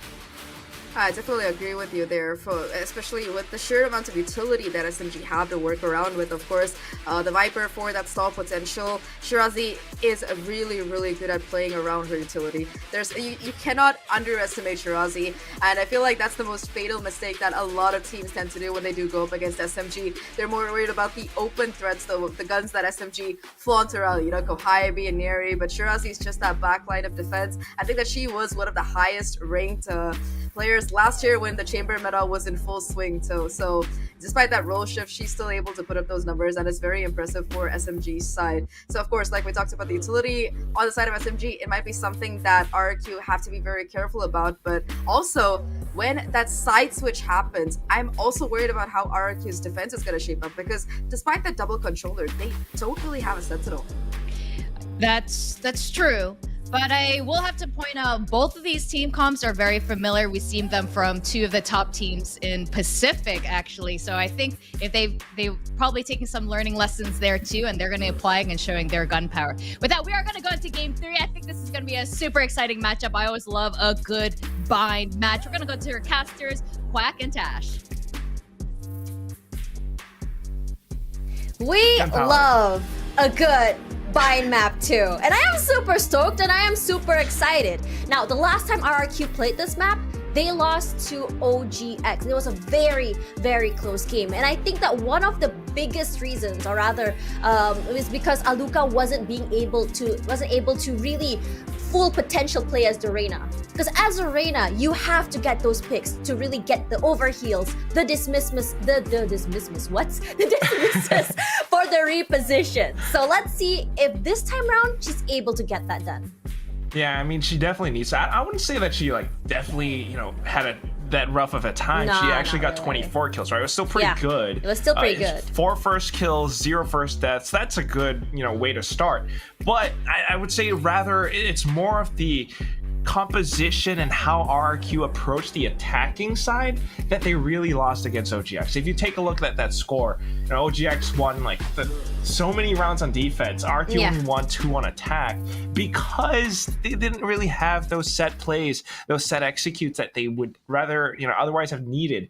Ayumi kept trying to pull off showstopper plays on her own, kind of satcheling into sight, just throwing bodies in, and that didn't really work out the best for them. So maybe they fix that, because this is their map pick, Tash.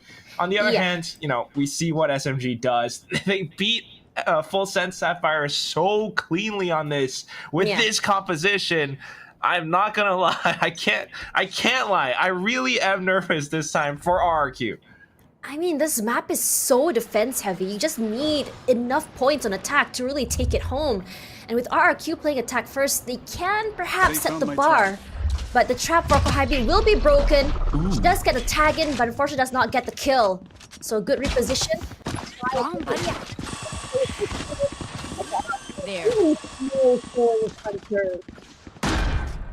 Okay, not too bad. Got the spike plant, and everyone's kind of falling back, holding up around bats. And Heluka, there's the kill.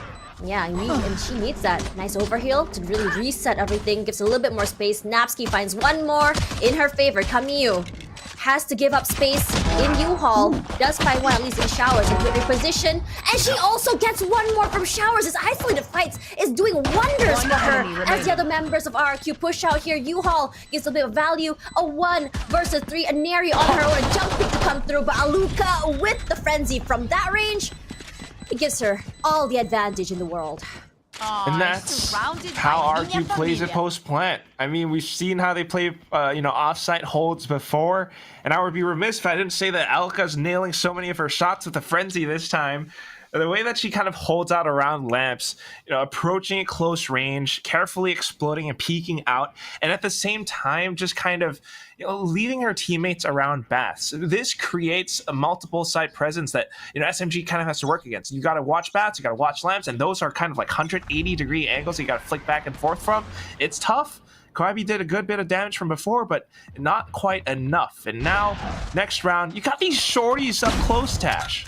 Yeah, Neri. When she spots it out, she has to move out of the way, reloads, moves out of the way, straight through. Ayumi knows exactly where she was gonna play. Tried to get a pincer from Shirazi from the teleport, not happening.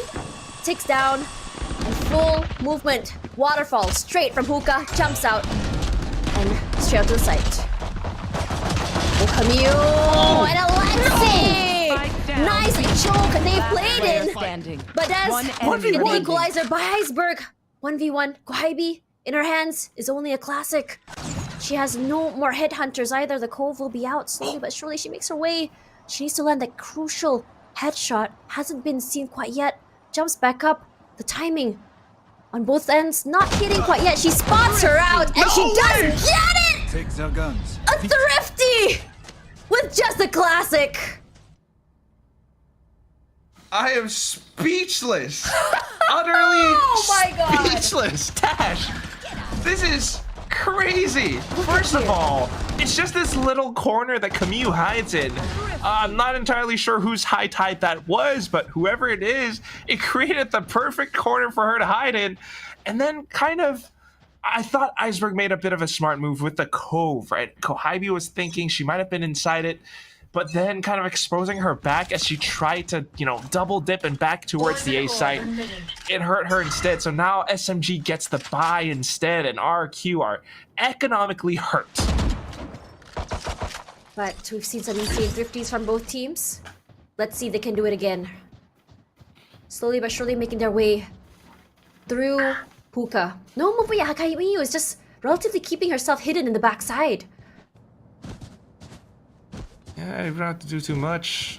It's RQ who has to make a move. So, just kind of jump spotting. And RQ are, you know, just trying to find their positioning right now. But they have to check so many corners. Camus, Leo, the teammates, Alexi is there for her teammates' backs, and Camus will be spraying!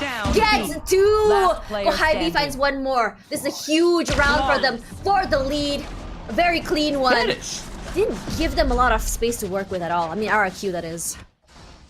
Tash, that was squeaky clean. They didn't lose a single drop of health. Wow. Oh my goodness. Look at how much they spent in this round, Tash. Just, you know, a couple of thousand, maybe 3,000, that's about it. And SMG, they got to keep on saving up their credits. RQ, you know, this time they get to buy back up because of the save from the previous round, but it's half shields, it's not the best thing, and they weren't able to find all that much. Now still just trying to get a sense for how SMG position themselves on defense, but they're always switching things up. Look at this now. Shirazi and Alexi just playing, no, Camus and Alexi, excuse me, playing up around Hookah. Yeah, they're holding together. No one will be watching me at the very least, but they do have the Viper Wall grenade just to clear out Hookah. But it's gonna be walking straight into Ayumi's crosshair. So despite the flash, not getting the value. Just waiting for this Viper Wall to go down. Lexi will be flashed, immediately will be spraying down. Can't do more than that. The damage has been done by Luca with the overheal. Nice reset for her coming forward. Smokes just to deny anyone from Hookah. But Luca, she's not done yet. She pushes out, but Kohibi punishes her for that. And Ayumi will trade back. And so does Shirazi. One more for the spray. And Shirazi makes it so clean. Shirazi's heat from the last match. Momentum still moving to this map. She spun around and kind of, you know, accidentally fired a shot, I think, and it's still somewhat wallbanged Napsky, which is so unfortunate. And Napsky unfortunately couldn't react in time, and just being so claustrophobic inside of Tube as well. I mean, a great start from RQ with the paint shells from Ayumi, but then off of this, I mean, Alika was great, but the fatal flaw, unfortunately, was Iceberg's high tide. You can see how it leaves a bit of a gap that it kind of allows for Shirazi to sneak up outside of Hookah. She propped herself up on top of the box, and that was the position that she used to find extra kills. 3-1 now for SMG. And SMG, they're not afraid to play aggressive, not afraid to play this close inside of showers, that far up inside of main. But look at where the spike is, just slowly trying to find their way in, but they're playing very, very back. They don't want to be punished by the early pushes of SMG. Yeah, just trying to be careful about it. They want to make this buy count, Tash. They've got some ultimates to work off of as well. The Reckoning could be a really useful tool, but SMG, with the way that they're playing defense right now, I mean, look at this. Before, it was hookah holds coming out from SMG players. This time, they're playing so far back, and it's not a lot of information for RQ to work off of. And at the same time, you've got Camus with a Reckoning of her own, Kohibi with her Tour de Force, and that could be a very useful tool as well. Slowly, they do make their way onto the site, but Camus slowly waiting for everyone to push into the smoke side, and she does spray through and does not get hit by that leer, but their own Reckoning comes out. Best will be traded out by Shirazi at the very least. Iceberg for one more, and with the Trailblazer gets one. Ayumi, nice angle she plays with, but it's still gonna be a 2-on-3. You hear Luca popping that Empress. One kill is all she needs for that equalizer. But Neri making sure to clear out every single corner, playing together. And now eventually will go down. Alexi trades it. But Ayumi will be the one to say enough. Let's go next. Yeah, well played by RRQ. I mean, just kind of have to go next, unfortunately. I mean, they definitely tried, but coming in with that 2-on-3, just not quite clearing out. Hookah was, one of the things that RRQ made use of to find frags. But more importantly, it was how RRQ pushed into the site after, along with the spike plant. The way that they took control over Elbow. Alika with the Lear on the ground, her teammates there to back her up, that really applied pressure to SMG's defense, and it took some numbers away. They tried to retake coming out from defender spawn as well, but that was completely blocked off because they expected it coming through. So well played by RRQ in that round, and let's see if they can keep this up because you are still sitting on some ultimates. They're chaining them back and forth. I think RRQ has some insane ultimate chains. We've seen it happen in Pearl, and when you see it happen in Haven. But technical pause once again. I mean, if you guys didn't know, these tech pauses are because these players are playing from home. Not yet. So since everyone's playing from home, there are going to be difficulties. So bear with us for a little while. But speaking of that, we saw pings happening as SMG was pinging towards showers. I mean, we've been seeing it every single round. We see a Neri push up with Alexi, I believe, straight into showers just to catch anyone pushing through showers. But at the same time, we saw just now that when they push out through B as well, which is the other members of SMG, Hookah was completely they pushed out from Hookah. B long was completely empty, which relatively gave quite a big opening for RRQ to get onto site and take full control.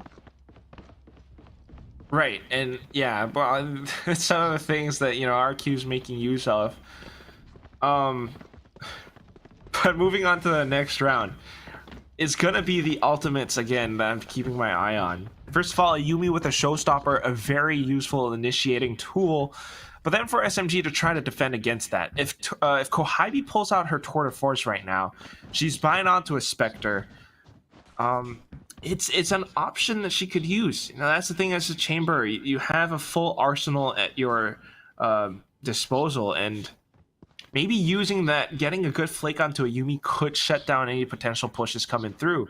Remember, the kill kind of enables this slow field around the spot where you find that frag. So it's going to be a tricky thing for RQ. They have to disable some of these SMG players before fully committing to a site. Regardless, back into the game we go. Kohibi still playing in her usual spot on A main. And Neri pushed out straight out of B. This time around, it will be with Camille, but it's gonna be a nice pick by Alexi. With Iceberg down, they also have control of the spike. It's just so unfortunate. Shirazi finds that pick through teleport. First time round, didn't work out. Second time, perfectly done. And with the teleporter plays, the spike has been retrieved. RQ has to push back against this now, and it starts with Alika's kill. Yeah, it's huge as Alika finds two. The showstopper just to really clear it out. She spots out that gun barrel behind of the boxes. There. But Alexi hasn't moved quite yet. Will be close by. Kohibi with the tour de force. Exactly what you said. The spray from Alexi. A flash to come through. Do they actually clear it out? Yes, they do. Alexi with 3. Technically, she saved the round with Kohibi. Yeah, working together as a duo. Getting those 3 frags, that's what Alexi does. But more importantly, it's the way that they took control, making that sudden teleporter play. Definitely is, not a very common sight, and it's a great call by IGL Kohibi and, executed to perfection along with the team. And something that RQ just did not expect whatsoever, because so many rounds now they've been trying to take control over Hookah, and that went unpunished. Now that they're punished, they spent the showstopper, they lost the round. It's gonna be Sheriff buys, you got Navsky and Bess on their ultimates, but can you really make use of them? It's a little bit painful for RQ in this round. Aluka, if she gets a power pick, will be huge, but rendered so low. And will eventually be taken out by Camille. So the Shirazi for 2 and for 3. In fact, look at her play with a tiny little angle that she can spot by the side of the cascade. Like I mentioned, it's the buys, and now it's just SMG turning this into a firing range. Shirazi! Oh man! I was the one getting a heart attack. A clean round for SMG again, and it's one of those things that gives them such a strong lead. Tash, we are at the third map right now, and if RRQ cannot bounce back off of Coach Ducky's timeout right now, it's painful to say. I keep using this word, but that's just how heart-wrenching it is. They need to bounce back, because if not, that's it for Open 3. I mean, technically, they have already made their way into Elite, but now the girls are trying to fight for seeding. You want to get the best possible situations for yourself as we go into Elite. And again, stakes are still high. Seedings matter. When you get to Elite, you want to be able to get the high seed to be able to get the advantages, number one. And number two, you want to make sure that you can wrestle that one spot to championships away. Yeah, that's the main thing. It all comes down to that one biscuit at the end of it. You gotta risk it for it. You know, can we have a cookie that instead? one spot, right? Like, I mean, biscuits are great, but like, what about a cookie? No, we're just risking it for the biscuit. Risking it for the cookie does not rhyme. I mean, it doesn't rhyme, but cookies are 10 times more delicious, okay? Okay. I love how, like, there's no reposition at all from Kohaimi because she knows that she's gonna be able to anchor this area. Look at that. Spots it as well. She's got the rendezvous, so instantly out of cover. Oh, but Camille with the multi-frag alongside Shirazi. This is just so dominating. But Napski and Aluka will put in the band-aid. But Lexi with a huge flank whittles the numbers down for RRQ. Only 45 HP. Can't do much more than that. And it's just that hold. There was a timeout. They had ultimates. They had an idea, I suppose. But it's a timeout that, you know, Team SMG gets to use as well. They get to talk to each other during this as well. And you're seeing how Kohaimi calls for some of these ideas, some of these defensive maneuvers coming through.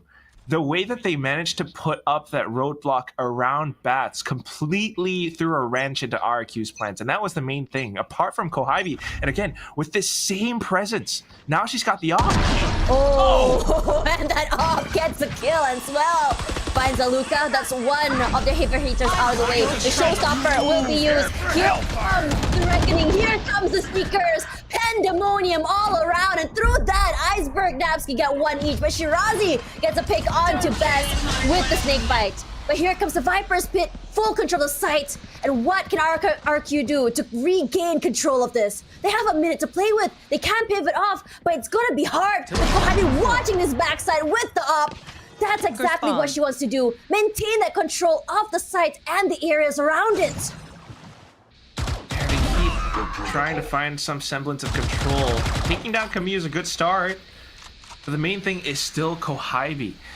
She's repositioned herself. And if at this point RQ tries to reposition, try to rotate back over onto B, they're going to run into Kohaimi's crosshair. So the only way forward is into this Viper's Pit.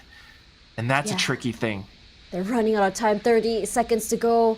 And Shirazi, she's not moving at all, staying hidden. And look at where Kohaimi has positioned herself. If anyone were to come out from main, she'll see her. If anyone wants to come out from lamps, she'll see her as well. But slowly, she's inside. And this person, she spots out the gun barrel. It's just a clean round by Shirazi. And you know, she wins these pit fights. It's her world and we're all just living in it. She's the pit bull right in here. Whoa. It's crazy. Look, she was top fragging from the previous map. She's doing it again on Bind. And it's just such a strong defense because of her, you know, her Viper's Pit, her toxic screens, the snake bites from before, controlling baths. RQ has not been able to disable her just yet, and that's why, my goodness, she's sitting up with 13 kills and 4 deaths. You know what's insane? The fact that Shirazi just recovered from an arm injury, which is why she wasn't playing in the beginning. And in this beginning, that shot does not land, unfortunately. So, RQ, gonna have to find another way into the site. They can pivot through a teleport if they want to. But this denial of information is making it very rough from them to even play around, to even pick which side they want to go to. They have to buy time. They have to wait out these utilities. The double controller setups. And at the same time, RRQ and the economy not too great. They try to sell fakes, they try to peek in. But SMG aren't really budging. All they have to do is to hold down and spray. Yeah, the blind comes through by Lexi. She just slowly makes her way through the smokes and she plays that corner perfectly. Okay. Aluka does get one pick with the Marshall, so it's huge. Teleport away, and Shirazi gets one, gets two. Wow, what a pivot. I mean, again, just finding these frags towards the end of it, because knowing that they've cut off RQ's limbs, these girls don't have any room to run to. At the end of it, it just comes down to the hold, and it's just too darn good. This is now 5 rounds in a row, Tash. RQ gets to buy back up, but it's round 11, and they desperately need a win. 3, bare minimum. 4, I would say a little bit more safe. Because if you looked at the match they had yesterday, it came down to how many rounds they could get in the attack. And Kohaibi denies Ayumi one more round. It's so oppressive. Kohaibi on the chamber with the op, with the tour de force, and Aluka answers back at the very least, but so does Kohaibi. This battle of the big guns is just, I'm here for it. Yeah, they're firing back one after another, Tash. But at the same time, RQ are now at a bit of a loss. They've lost 2 players because of those trades. They need control. They're trying to sneak into lamps. But look at Shirazi as well as Camus right here on this part of the map. They're so aware about what RQ's trying to pull off. Jump spots, instantly knows where Napsky is. That's her head gone. Yeah, that's how clean it is. And Shirazi, she undeterred. You can tell how calm she is by how she places her crosshair. And Aluka, last person alive. She does have the Empress, but all she has in her hand is just an op. Yeah, she's so low. And Shirazi just has to pick up the shorty, and that's it. Round 11. RRQ, one more chance to bring us to the superstitious 9-3. Yeah, we kind of need that. We need to invoke that curse. We need to start praying or whatever it is, because right now it was such a hefty loss. You bought up an op and you couldn't really make it work, especially with the attack as well. It bears saying that RQ aren't looking great right now. It's 6 rounds in a row already. One more round. Let's see if we can at least find a 9-3. That would be best. They can already hear the sound of the Leers as Camille going to throw another high tide forward just to buy some time. A flash up to main. Her teammate does get some chip damage from the pain shells, but they go to the little corner, and Yeri gets one, and so at least Alexi will trade back. Iceberg on the side already alongside Yumi, and immediately finds Camille in the tin can, clears it out. But Shirazi, a nice move strafe. 1 by 1 to go down. Iceberg, only 3 HP left. The timing is gonna be key here. But what are you gonna do? Even. No. Yeah, as soon as you heard the Roomba go, Shirazi reacts. And that's it. You do that sound. Right. Wait, how does it sound? I don't know. I can't do that. Don't do sounds with my mouth. But I mean, it's devastating for RQ right now. That's the main thing. Just trying to scrounge up with whatever buy they can get, even with the just down to 3 HP. Tash. It ends 10-2. I don't know what's gonna happen. Neither do we, but comeback potentials are strong for RQ. So let's see if Zahk and Victoria believe in a 10-2 curse instead. Thank you, casters. I don't know what to believe. I don't believe in curses when it comes to this, but a 7-round loss in a row, bringing the half to 10-3, that's brutal. They really, with that team comp, which is a very attacker-sided, very aggressive team comp, they needed to get way more rounds than that. So I don't know. We were talking a bit about this, without that Sentinel, with 2 duels here, especially when you have that Reyna Raze duo, you need to hit the sites hard and fast. You see a bit of hesitation from them, and I think that really costs them. Yeah, of course. Like you mentioned, the lack of Sentinel, it just set them up to get flanked so many rounds in a row. And of course, that would, like you mentioned, the speed of their executes, right? The fact that they were taking so long just let SMG get that early information and take so much of map control for free. So many times we saw RRQ kind of backed into the situation where they had to go for a site even when it seemed like a really bad idea. In particular, that round, I don't remember the number, but the one where they had to push into the Viper's pit that Shirazi was holding. And even there, right, they had a chance because they were taking that 2v1. Sure, they had the debuff because of that pit, but they were still taking a 2v1. But the spacing between these RRQ players, it's been less than ideal. Definitely. Shirazi, you know, Kohybe on the chamber is really scary when the moment she has an off where she pulls out her ult, but it's not her who's topping the charts. It's Shirazi. She's been absolutely crazy today. I don't know what's going on, but this arm injury is more of a buff than a debuff. Yeah, she's just fully healed and she's kind of probably pissed. Like, hey, you guys have been fragging without me for the last 5 days. It's my turn to dominate now. And she's definitely stealing the show away. Like Tash said, this is Shirazi's world and we're just living in it. So I think that let's give it back to our casters so they can take us through Shirazi's world. I love Shirazi's world. It's dominating. It's oppressive. But let's see if RRQ Kaguya can do anything about that. They have to, Tash. It's just so, it's a feels bad moment right now. And that's one of those things. I think it could be another, tech issue for this second, but it comes down to this pistol and they really need to mount a comeback. And whatever the case is, I'm just wondering, maybe a timeout could serve them well, but at the same time, it's also a timeout that SMG can use, and that's why you're thinking so much about every single one of these little decisions. You just cannot overthink it. Starting this pistol, RQ, come out with that confidence. Find some of these frags. You got the double duelist. If you can disable Shirazi, now that you're playing on the defense, start like how we saw them start out on Pearl.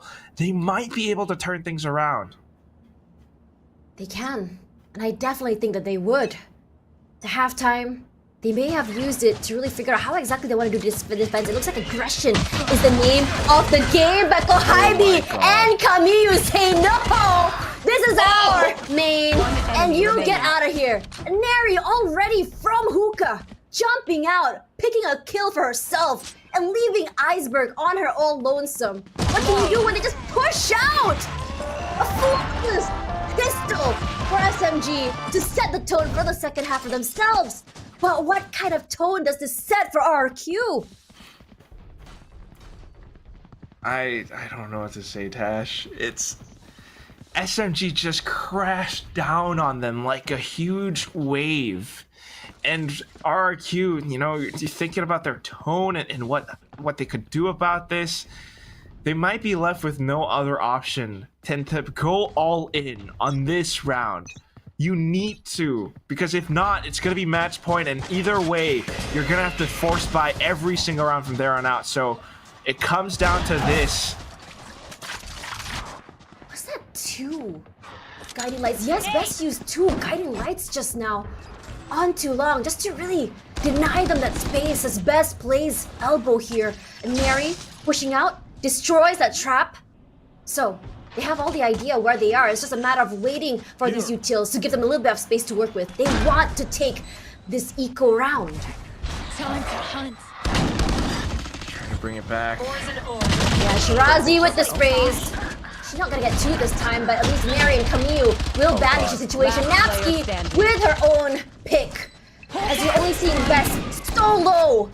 Not a lot of HP to work with, not a lot of space. Tries to play and move to her backside. Make sure that no one is pincering her from the back of halls. Will get flash. Tries to at least get 1.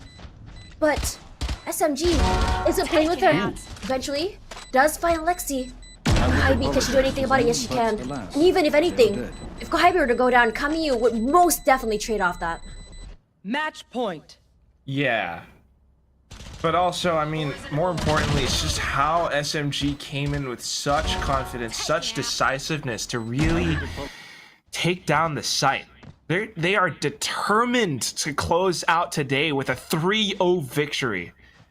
I mean, not a single map dropped so far in this open, and they are still making it look this clean. The last force buy, potentially, for RRQ. And it's a couple of, you know, specters, a judge here or there. They're just trying to hold. Luca this time around. Not giving it that space. Trailblazer taken out. We'll move back, playing with our teammates instead. RRQ Kaguya, we've seen some insane teamwork from them. This might be their saving grace as force buys all around.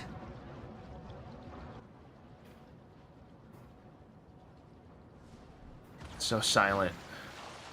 And they're all just waiting for those smokes to dissipate. All the jumps have been heard. Here comes the wall up one more time. And here comes explosion from Aneri. Will get sprayed out here by 2 members, but Ayumi so low. But slowly, SMG making sure to play this very, very safe. Not trying to play too aggressively. Kohabi, but Ayumi will trade back. Using the power of the SMG. At the very least, 6 HP, but she wants to make that impact. A delay for the plant one more time, making sure no one is pushing from heaven. Spike planted. As the spike goes down, Napski gonna be reacting. Shirazi for 1 at the very least. Lexi makes the damage alongside Shirazi, and they clean up house.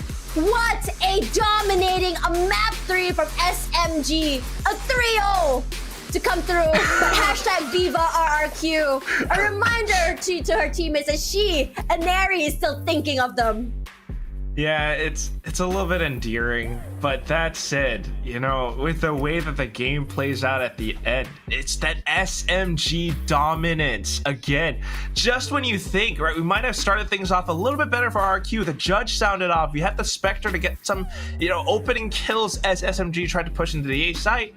Alexi so far in somehow manages to spin around and find so many snappy flicks, and then Shirazi getting the last kill on top of it. Just a cherry on top with this, you know, insane MVP plays coming out. I mean, as the controller, she's finding so many kills. It's just a great performance from these girls today. Again, Shirazi has just only recovered from an arm injury. So this is definitely the comeback she wanted, to show that despite her time off from the games, she is here to make an impact. No, she's here to make a whole tidal wave, and she ran away with it for all 3 maps. Congratulations to Team SMG.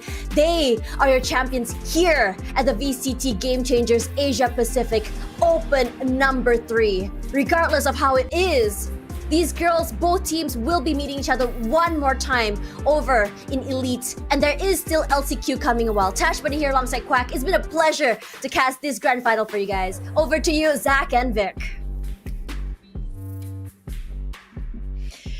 Indeed, it is Team SMG winning the grand finals of Valorant Game Changers APAC Open 3. They're continuing their incredible run of being undefeated here in Asia Pacific. And honestly, it was great seeing the Chamber come into the Game Changers League. And all the players, though, on Team SMG collectively stepped up, and they ended their game really strong. Definitely. I mean, of course, Shirazi, we've all talked about how impressive she was, but in particular, I loved how Kamiyu played on this particular map. Her harbor utility, time and time again, let SMG just scale up and take so much space for free.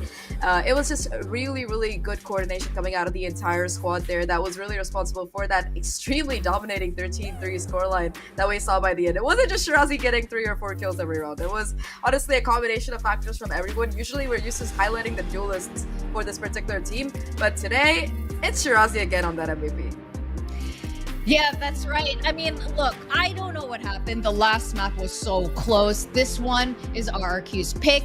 With this team comp, especially on the attacker side, we expected a much stronger performance. Is this the mental block that we had seen previously come back into play? Maybe the pressure was just too high, because if you didn't win this map, that's it. It was game over. And it's almost like, what do you call it? If you manifest in the wrong ways, it'll come true.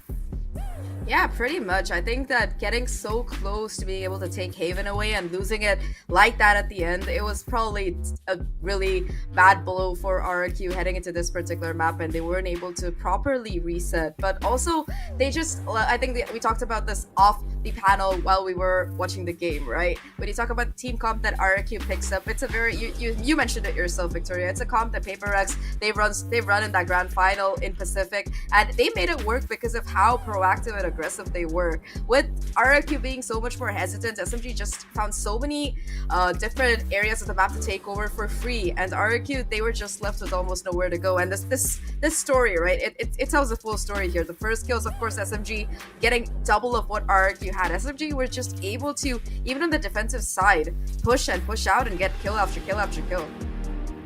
And our MVP has to be Shirazi. I mean, you've mentioned it the last few games. She just managed to get more and more kills with every single game and ending this bind so epically, for lack of a better word here, with her ACS of being over 400.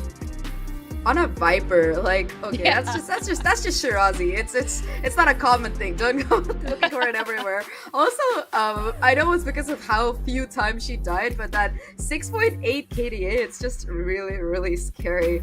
I mean, we've talked about Shirazi before. Last year, she was that chamber player for another team. So, of course, her aim has always been extremely accurate, very, very pinpoint coming out of her. So now she's able to translate that skill into a more nuanced role. So she's not just able to pop off because she's really good personally, but she has that experience of being that frontline player. So, of course, you can say that about SMG's entire team for the most part, right? They have this mix of ideally experience on multiple players as well as just experience playing a variety of different roles. So they are arguably the best that APAC has to offer, and they've been showing it the past 3 opens so far. Yeah, I mean, that's just the kind of stats you want to continue adding to your Valorant resume. But you're right, SMG, completely dominant. They definitely earned their place as the grand finals winner. And you know what? Going into Elite looking like this, that's scary. It's almost, it's a great row for them leading into perhaps Brazil after this. I'm really excited to see that. RRQ, though, they came in so close, and it's just too bad it had to end here like this for them. But that said, all 8 teams have already qualified for Elite. At this point, the winner, what you're walking away with, is the lion's share of the $10,000 USD prize pool. And of course, you know, pride and glory. And I think this is good. You know, if SMG had lost here today, I don't think that would have been great for them moving into Elite. I think that for SMG, they just have to be very careful not to have a reoccurrence of what happened with Alter Ego, because yes, of course, winning 3 opens in a row is great, but you gotta win the tournament that counts the most, and that's Game Changers Elite. We saw that happen last year, 2 years in a row. Alter Ego, they win every single Game Changers tournament, and they fail to win the one that mattered the most. So SMG, of course, they've been far more dominant this 2023 than Alter Ego were in 2022. They were knocked down to the lower bracket a couple of times, so SMG, at least they don't have that particular thing going for them. But also SMG, in my opinion, they got to think a little bit further, right? Right now, they are dominating, sure, against all of these APAC teams, but what happens if they do qualify as APAC's champion and then head into that Game Changers Global Championship? Because they're going to be going up against the likes of teams like G2 Gozen, most likely, or Version 1, who have, again, been the dominant teams in their region for this year. And in case of G2 Gozen, they're the last year champion as well. So definitely a lot of food for thought there, because right now, sure, they might be dominating APAC, but there's a long way that they want to go. And I don't think that this particular team's hopes stop at merely qualifying for that championship. Yeah, I think that's a fantastic point you make. You know, when you go into the international stage, it's just a completely different ball game when you're leaving the comfort zone of your pool, where all the players know each other really well. The teams know each other really well. Heck, I mean, today we saw a face-off of 2 teams who historically, you know each other, with Aneri having left RRQ to SMG, or swapped over to SMG. When I say left, it's almost like this. That's so dramatic. But yeah, that said, we do want to, of course, talk to our winners today and ask them exactly these questions, you know, their thoughts on today's grand finals, because RRQ really did push them further than many other teams have this Open 3. So with that, we have Neri on the line and ready to have a chat with us. Hello. Hello. Hi, Neri. Hi. Hello, Neri. Congratulations. You know, I first have to start off with a very obvious one with facing off a lot of old teammates. How did you feel going into that? Honestly, because it's all in the past. Like, they were my teammates in the past, but they're like nobody to me right now. So I had no extra pressure or anything. And it was just me like going up against like, you know, just another day in the office. So it really didn't matter to me. Even if you had like sorry, continue. No, I was gonna ask if it helped you in your understanding of their gameplay and approaching them because you know used to play with them. Honestly, they played very differently to when I was with them. So I didn't want to make assumptions and ruin, like, I didn't want to assume any game plans we have to have. So we just kind of adapted on the get-go with them. Great.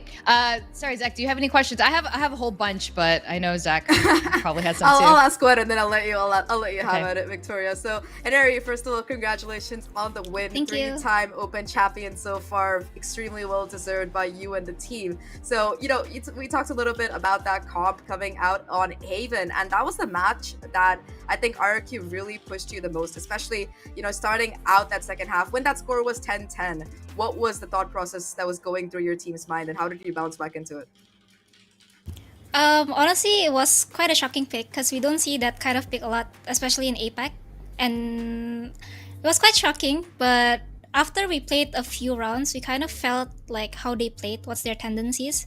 And then when our coach called a timeout, he was just explaining on like what they're gonna do, or like just basically we just kind of got used to how they played, like their tendencies and everything. And then yeah, we just adapted it, even though it was quite late and then the score was quite close. At the end of the day, we adapted to that comp quite quickly. You did. You denied that overtime, and of course, Shirazi has been incredible on both of these last two maps for today. But I can see Victoria bouncing to ask a couple more questions, so have at it. We were discussing this earlier. You know, going into the international stage, you guys have had such a dominant run. Our expectation is that it might be you guys going to Game Changers champions in Brazil, but facing up against international teams. How are you going to prepare for this? I think we're gonna prepare for it when we actually qualify. So I think that's it's a homework for later on. But so far, like me, myself, and I think all my teammates, we really keep up on like the NA Game Changers, Europe Game Changers. So we kind of have seen them play a lot. And then I guess from our knowledge, when we do qualify to Brazil, we can work on that. And then we just kind of prep for them later on when we actually qualify to Brazil. Okay. Let's see how it goes. I mean, again, you guys have been so dominant. It's almost an expectation, but congratulations today for the grand finals of Game Changers, Neri. It's so glad. We're really happy to see you back here in the winner's pool. Thank you. This is a heart stick. Yep, it's a heart stick. Thank you. We love Thank it, you, Neri. guys. We love it, Neri. Yes. Thank you. Bye-bye. I love it, Neri. She's so adorable IRL, but on the server she's like this demon, so it's like a coin flips every time. I think that's what makes them more lovable, right? They're just super sweet, super adorable, and then they've just got so much competence in game, and it's great to see. But today has been an incredible day. You know, I'm really glad to see again RRQ Kaguya push SMG a bit. I'm really curious how we're gonna be going into our Game Changers Elite. We have our brackets here. You see a little bit of the history of how the last week played out, and with SMG continuing that role. Yeah, not a single map dropped this time around. Like I said, they took those 3 maps that they lost, one in that upper final and 2 in that grand final, last open a bit personally. So they are back to their 100% winning ways instead of having that 90% winning way kind of thing going on. But of course, like you mentioned, SMG backs their domination point of view, and heading into Elite, right? We do have our first six teams qualified for it. We've seen a lot of those matchups play out over this last week, but we still have 2 more slots that are coming in, and that's where the LCQ kicks in, because anybody who still wants to make it to Elite, who still wants to go up against SMG and the rest of the teams that have qualified, there's still a chance for you. That's right, there is last chance qualifiers. That is always going to be a good one to find out who are the final 2 that are going to join the rest of the top teams. With that ends the Open 3 of Valorant Game Changers. It has been an absolute pleasure being on the panel with you for the very first time, Zach, and today's Game Changers. Today's Game Changers. That's all of these girls, and of course, just a little bit of us too. But thank you so much, Victoria. I've been a huge fan of you this entire year, so being on panel with you has just been like amazing. I'm just a bit of a fangirl. I have to let it out at the end. I'm sorry. Oh, thank you. Well, I'm a fan of you and all the Game Changers crew. I mean, always a big fan. So everyone, thank you for watching. Keep supporting Valorant Game Changers. And we'll see you guys very soon for LCQ and Game Changers Elite. Have a great rest of the weekend, everyone.